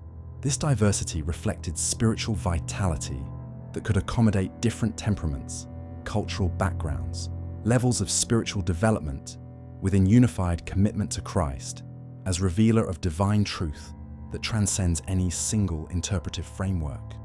Orthodox Christianity eliminates this diversity through creedal formulations that reduce theological complexity to simple propositions requiring intellectual assent rather than spiritual comprehension. The Nicene Creed becomes test of orthodoxy rather than invitation to exploration, boundary marker rather than launching pad for deeper investigation into divine mystery that encompasses more truth than any human formulation can contain or adequately express. The result produces centuries of Christian culture that fears rather than welcomes theological questioning, that suspects rather than encourages spiritual experimentation, that condemns rather than celebrates religious creativity that might lead to insights not contained within orthodox boundaries. The legacy appears in Christian resistance to scientific discovery, philosophical speculation, artistic expression that challenges conventional understanding of divine nature, human potential, cosmic structure. The most tragic loss occurs in Christianity's relationship to other religious traditions that the forbidden Gospels approached with curiosity rather than hostility, appreciation rather than condemnation, recognition rather than denial of divine truth that manifests through multiple cultural expressions rather than single revealed tradition claiming exclusive access to salvation. Gnostic Christianity recognized wisdom traditions from different cultures as parallel paths to same divine destination, incorporating insights from Greek philosophy, Egyptian mystery religion, Persian dualism, Jewish mysticism into synthetic vision that honored diversity while maintaining Christian identity. This inclusive approach reflected confidence rather than insecurity about Christian revelation's capacity to illuminate rather than eliminate other approaches to divine truth. Orthodox Christianity develops exclusivist theology that claims sole access to salvation, dismisses other religious traditions as demonic deception, eliminates interfaith dialogue in favor of missionary conversion that seeks to replace rather than enrich existing spiritual traditions. This exclusivism reflects institutional insecurity rather than spiritual confidence, political necessity rather than theological insight, imperial ambition rather than evangelical authenticity. The legacy produces centuries of Christian culture that approaches other religions with suspicion rather than curiosity, hostility rather than hospitality, condemnation rather than appreciation for spiritual insights that might enrich rather than threaten Christian understanding of divine truth that transcends cultural boundaries while manifesting through cultural forms that reflect local wisdom, historical experience, particular insights into universal mystery. But perhaps the deepest loss occurs in Christianity's understanding of its own history, its own development, its own relationship to traditions it suppressed rather than integrated, eliminated rather than transformed, forgot rather than remembered as part of its authentic heritage. The suppression of forbidden Gospels creates historical amnesia that forgets not just alternative texts, but alternative possibilities for Christian development that might have produced richer, more diverse, more spiritually mature tradition. Contemporary Christianity inherits this amnesia as unconscious limitation rather than conscious choice, as natural boundary rather than historical accident, as divine decree rather than human decision made under specific circumstances for particular reasons that serve temporal rather than eternal purposes. Most Christians remain unaware that alternatives ever existed, that different paths were possible, that their tradition represents selection rather than totality, interpretation rather than revelation, human construction rather than divine institution. The forbidden Gospels return from their desert burial carrying memories that challenge this historical amnesia, questions that illuminate unconscious assumptions, possibilities that expand imaginative horizons beyond boundaries that imperial Christianity imposed on theological creativity, spiritual practice, religious community. They offer not replacement for orthodox tradition, but recovery of suppressed dimensions that could enrich rather than threaten contemporary Christian understanding. Their resurrection occurs not through institutional channels that originally suppressed them, but through scholarly investigation, popular interest, spiritual hunger that Orthodox Christianity cannot entirely satisfy. Modern believers discover in these texts spiritual nourishment that canonical Gospels provide incompletely, theological insights that official doctrine addresses inadequately, practices that facilitate divine contact more effectively than institutional mediation. The recovery process reveals extent of what was lost when diverse early Christianity became uniform imperial religion. Each forbidden gospel illuminates different aspect of Christian potential that suppression eliminated, mystical rather than institutional authority, feminine as well as masculine divinity, individual as well as collective spiritual development, inclusive rather than exclusive approach to divine truth, experimental rather than orthodox theological method, transformative rather than conformist religious practice. But recovery requires more than historical investigation or scholarly translation. It demands imaginative reconstruction of what Christianity might have become if different choices had been made, if diversity had been preserved rather than eliminated, if spiritual maturity rather than institutional control had guided Christian development through its formative centuries. Such imagination encounters resistance from Christian communities that mistake historical accident for divine necessity, human interpretation for revealed truth, institutional convenience for spiritual authenticity. The Forbidden Gospels challenge not just particular doctrines, but entire framework within which Orthodox Christianity understands itself, its mission, its relationship to divine truth that encompasses more mystery than any tradition can contain or adequately express. The challenge proves both threatening and liberating, threatening to those who need certainty more than truth, liberating to those who value authenticity over authority, spiritual development over institutional security, divine mystery over human comprehension that claims exclusive access to salvation, available through multiple paths rather than single way approved by ecclesiastical gatekeepers. The legacy of erasure continues in every Christian who suspects there might be more to their tradition than official channels acknowledge, in every believer who hungers for spiritual practices that facilitate direct divine contact, in every soul who recognizes divine truth in traditions that Orthodox Christianity condemns as demonic deception rather than authentic spiritual insight. But the legacy also continues in every recovery of suppressed wisdom, in every recognition of divine feminine alongside divine masculine, in every practice that integrates rather than divides body and spirit, in every theology that celebrates rather than condemns diversity as manifestation of divine creativity that encompasses all possibilities within infinite love that excludes nothing from its sacred embrace. The silence should have been complete, but silence, like absence, speaks its own truth about what was lost, what survives, what returns to enrich traditions impoverished by their own success, limited by their own orthodoxy, reduced by their own claims to completeness that ignore what they eliminated, forgot what they suppressed, lost what they might have preserved if fear had not overcome love. Control had not conquered creativity. Institutional maintenance had not replaced spiritual development as Christianity's primary purpose.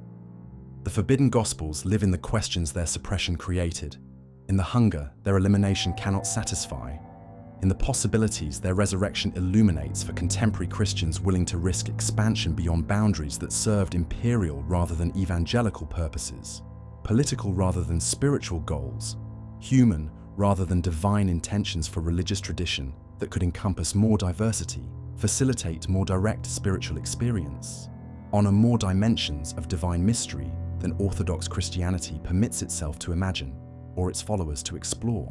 The earth should not have yielded its secrets. In the 20th century, when mechanized warfare has proven that civilization builds weapons faster than wisdom, when scientific materialism declares dead any god it cannot measure in laboratories, when institutional Christianity faces challenges that medieval inquisitions never imagined, the desert sand splits open like a wound and bleeds ancient papyrus into light that reveals everything the church thought it had successfully buried. But resurrections, like revolutions, choose their own timing.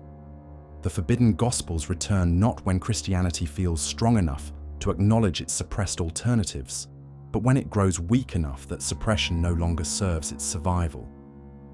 They emerge from their ceramic tombs precisely when Western civilization begins to question the very foundations on which institutional religion constructed its authority: divine mandate, apostolic succession, exclusive access to salvation through mediated grace. The timing is not coincidence, but necessity.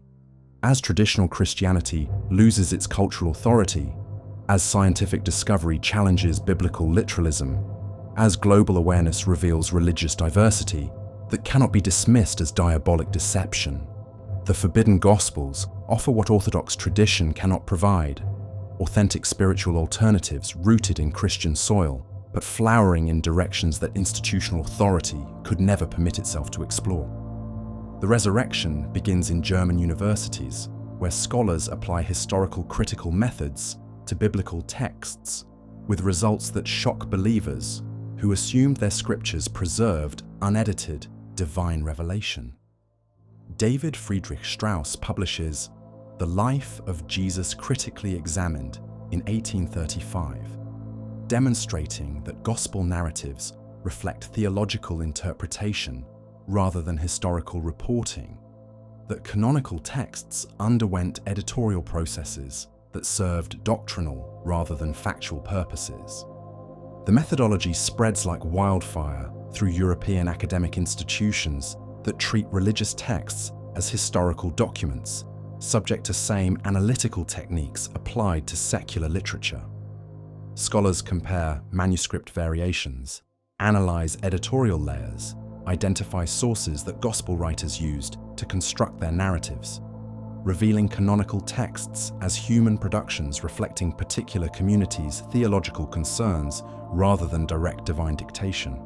Such analysis prepares intellectual ground for discoveries that follow when archaeological expeditions penetrate Egyptian deserts, seeking papyrus fragments that preserve alternative Christian traditions.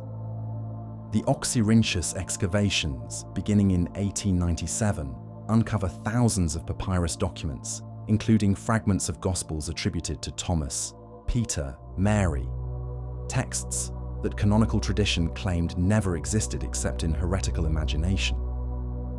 But fragments raise more questions than they answer, preserve teasing glimpses of alternative traditions without providing complete contexts that would allow full appreciation of their theological significance. The scholarly world debates authenticity, dating, relationship to canonical Gospels while lacking sufficient evidence to reach definitive conclusions about early Christian diversity that fragments merely hint at rather than fully reveal. The situation changes dramatically when Muhammad al-Saman's Matak strikes pottery in 1945. The complete Nag Hammadi library provides what fragments could not: entire Gospels, complete theological treatises, comprehensive vision of alternative Christianity that preserves what Orthodox tradition eliminated, that speaks with voices silenced for 16 centuries, that offers spiritual possibilities that institutional religion could not accommodate within its hierarchical structures. But the manuscripts encounter resistance that mirrors their original suppression.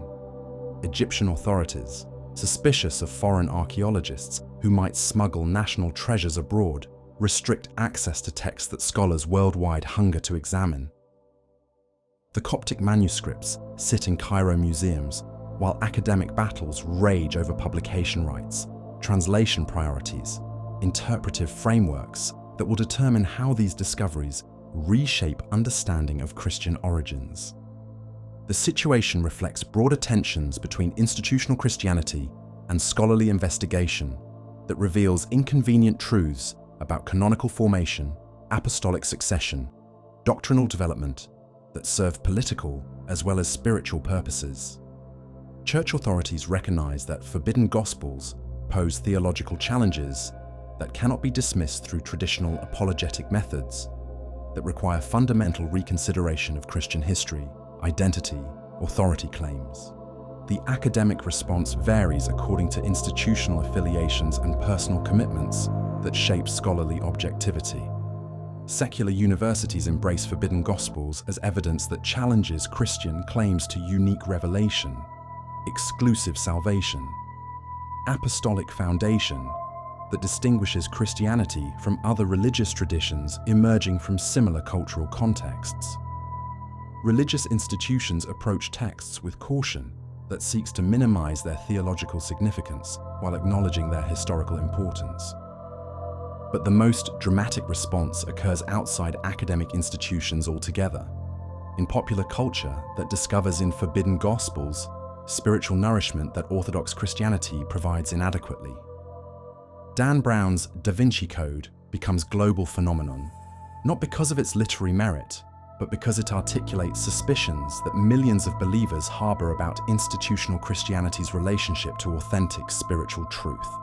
The novel's thesis, that church authorities suppressed evidence of Jesus' marriage to Mary Magdalene to eliminate feminine spiritual authority, resonates with readers who recognize in this fictional conspiracy reflection of actual historical processes that eliminated women from Christian leadership, divine feminine from Christian theology, mystical experience from Christian practice through systematic suppression disguised as doctrinal purification.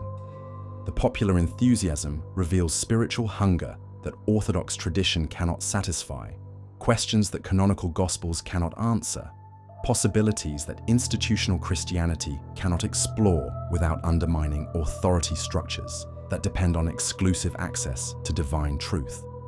Millions of readers discover in fictional narrative about suppressed Gospels intimations of authentic spiritual alternatives that their religious education never acknowledged as legitimate possibilities. The phenomenon exposes disconnect between academic scholarship that treats forbidden Gospels as historical curiosities and popular spirituality that approaches them as living documents, offering contemporary guidance for souls seeking direct divine contact rather than institutional mediation. University libraries preserve manuscripts as museum pieces, while metaphysical bookstores sell translations as practical manuals for spiritual development that Orthodox Christianity inhibits rather than facilitates. This popular appropriation worries both secular scholars and religious authorities who recognize that forbidden Gospels acquire cultural authority independent of academic validation or ecclesiastical approval. When texts that spent centuries in scholarly custody escape into general circulation, they develop interpretive lives that transcend original historical contexts, that serve contemporary spiritual needs regardless of ancient theological intentions. The Gospel of Thomas becomes meditation manual for seekers who value mystical experience over doctrinal correctness, who prefer direct spiritual investigation to institutional instruction, who find in Jesus' secret sayings practical guidance for consciousness transformation that canonical Gospels provide only indirectly. Contemplative communities incorporate Thomas's teachings into prayer practices that facilitate divine contact through methods that Orthodox Christianity abandoned when it eliminated Gnostic influences from approved spiritual techniques. The Gospel of Mary inspires feminist theologians who recognize in Mary Magdalene an alternative model of Christian leadership that honors feminine spiritual authority, that validates women's religious experience, that challenges patriarchal interpretations that serve masculine institutional interests rather than authentic gospel truth. Scholarly translations become theological ammunition for arguments that seek to transform rather than merely reform Christian communities that exclude women from full participation in religious authority.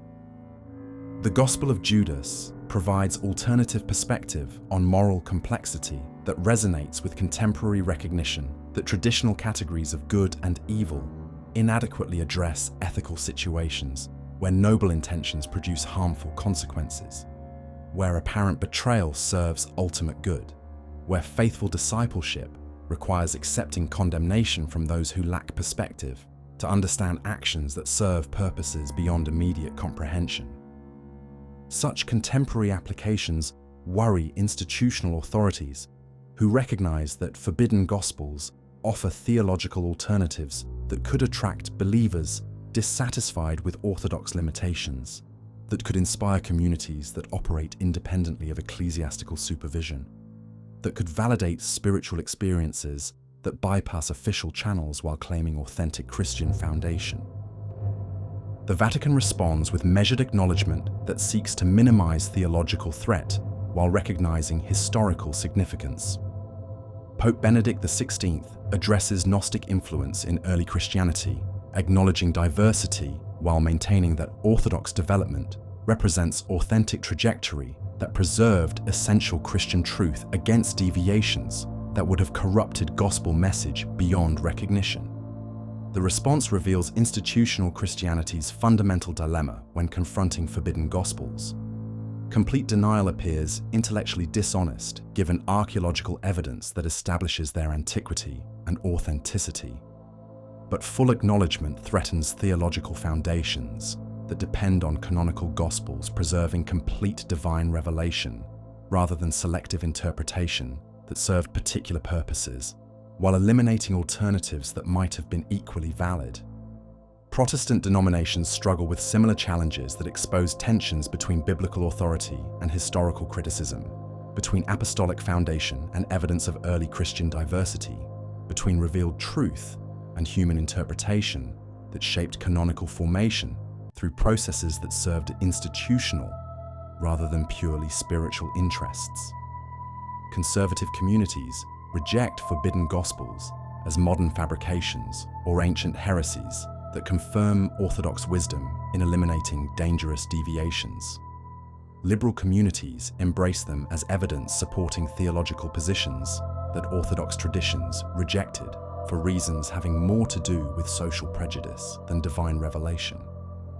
But the most significant response occurs neither in academic institutions nor religious organizations, but in individual consciousness that encounters forbidden gospels and recognizes authentic spiritual voice that speaks truths orthodox Christianity could not preserve within its institutional structures. Personal transformation becomes more important than scholarly validation or ecclesiastical approval for readers who find in alternative gospels spiritual nourishment that canonical texts provide incompletely. The digital revolution accelerates access to forbidden texts that become available online to anyone with internet connection, eliminating barriers that previously restricted access to scholarly specialists or religious professionals. Complete translations of Nag Hammadi Library circulate freely through websites, forums, digital libraries that democratize access to suppressed wisdom that ecclesiastical authorities could once control through institutional channels. This technological liberation fulfills ancient Gnostic vision of direct spiritual access that bypasses institutional mediation, that validates personal religious experience over ecclesiastical authority, that honors individual divine contact rather than collective religious identity. The internet becomes contemporary equivalent of desert monasteries, where forbidden gospels survived through communities that valued spiritual truth over institutional approval. Online communities form around shared interest in alternative Christianity that honors suppressed traditions, that practices spiritual techniques Orthodox Christianity abandoned, that explores theological possibilities that canonical boundaries prohibited. These digital congregations operate independently of geographical limitations or denominational restrictions, creating global fellowship united by spiritual affinity rather than institutional loyalty. The phenomenon represents return to early Christian patterns where communities formed around charismatic teachers rather than hierarchical structures, where spiritual authority belonged to those who demonstrated wisdom rather than those who inherited office, where divine truth revealed itself through multiple voices rather than single official interpretation approved by ecclesiastical councils serving political purposes. But contemporary resurrection of forbidden gospels encounters resistance from unexpected sources. New Age appropriation transforms ancient texts into generic spiritual wisdom divorced from Christian context, reducing theological complexity to simple affirmations that eliminate challenging aspects of Gnostic teaching while preserving only comfortable elements that support contemporary spiritual consumerism. Such appropriation worries scholars who recognize that popular enthusiasm often ignores historical context, theological sophistication, spiritual discipline that authentic Gnostic practice required from serious practitioners. The forbidden gospels become spiritual commodities consumed by seekers who want mystical experience without mystical commitment, divine knowledge without divine transformation, secret wisdom without secret sacrifice that authentic spiritual development demands. The academic establishment responds with efforts to reclaim interpretive authority over texts that popular culture approaches with enthusiasm that exceeds scholarly caution. University presses publish authoritative translations with extensive commentary that seeks to establish proper understanding of forbidden gospels, while discouraging freelance interpretation that ignores historical context, theological complexity, linguistic subtlety that specialized training reveals. But such efforts ultimately fail because texts that survived 16 centuries of suppression will not submit to contemporary institutional control, whether secular or religious. The forbidden gospels possess authority that transcends academic validation, ecclesiastical approval, or popular enthusiasm. The authority of authentic spiritual voice that speaks truth recognizable to consciousness, prepared to receive it regardless of institutional credentials or cultural fashion.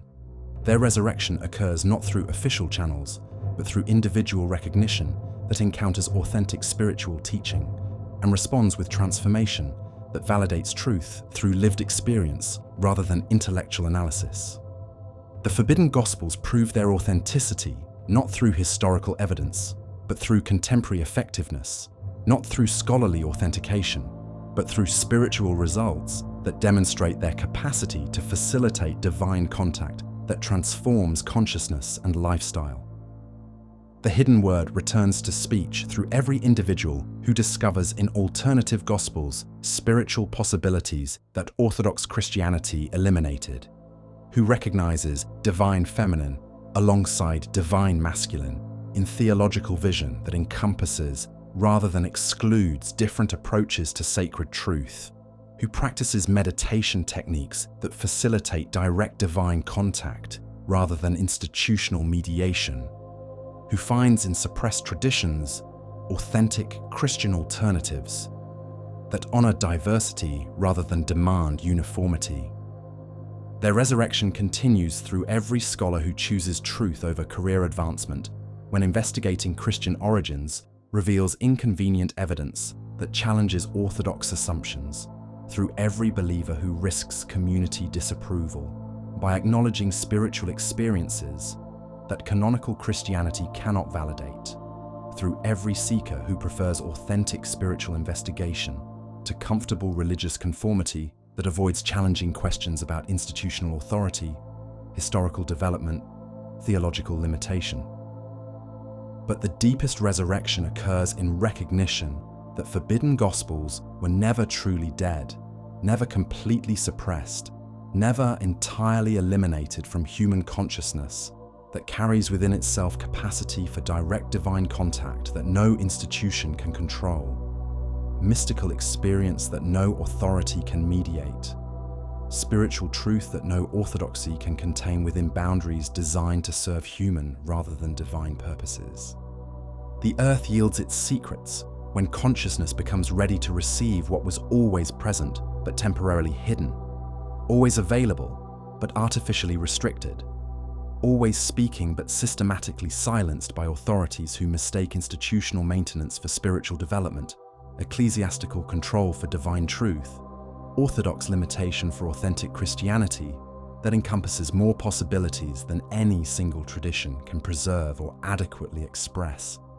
The forbidden gospels live in every question that orthodox answers cannot satisfy, in every hunger that canonical nutrition cannot feed, in every recognition that divine truth transcends human categories designed to contain mystery that encompasses all possibilities within infinite love that excludes nothing from its sacred embrace, that preserves what seems lost, that speaks what appears silenced, that resurrects what was never truly dead, but only buried beneath layers of institutional interpretation that served temporal rather than eternal purposes.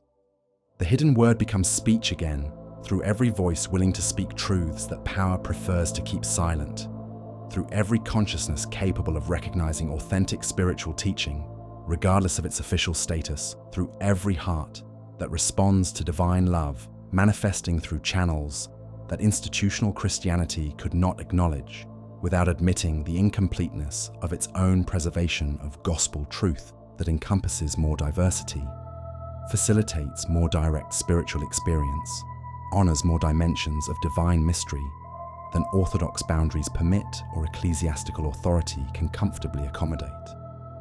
The resurrection continues in every moment when suppressed wisdom emerges from whatever tomb fear constructed to contain it, when hidden truth finds expression through whatever voice courage enables to speak it, when forbidden gospels prove through contemporary effectiveness that they preserved authentic spiritual teaching that served divine rather than human purposes, that honored mystery rather than demanded certainty, that celebrated diversity rather than imposed uniformity upon spiritual truth, too vast for any single tradition to comprehend or adequately express.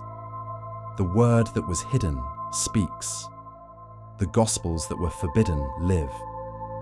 The truth that was buried rises to illuminate possibilities that institutional Christianity eliminated but could never destroy, suppressed but could never eliminate, forgot but could never entirely lose from human consciousness that recognizes authentic spiritual voice when it encounters it, regardless of how many centuries of silence separated the speaker from the hearer, the teacher from the student, the truth from those ready to receive what was always present, always available, always speaking to those who developed ears to hear the hidden word that returns to speech through every resurrection of suppressed wisdom, forbidden truth, gospel alternatives that encompass rather than exclude possibilities for authentic Christian spirituality, that honors diversity, facilitates experience, preserves mystery within its sacred embrace,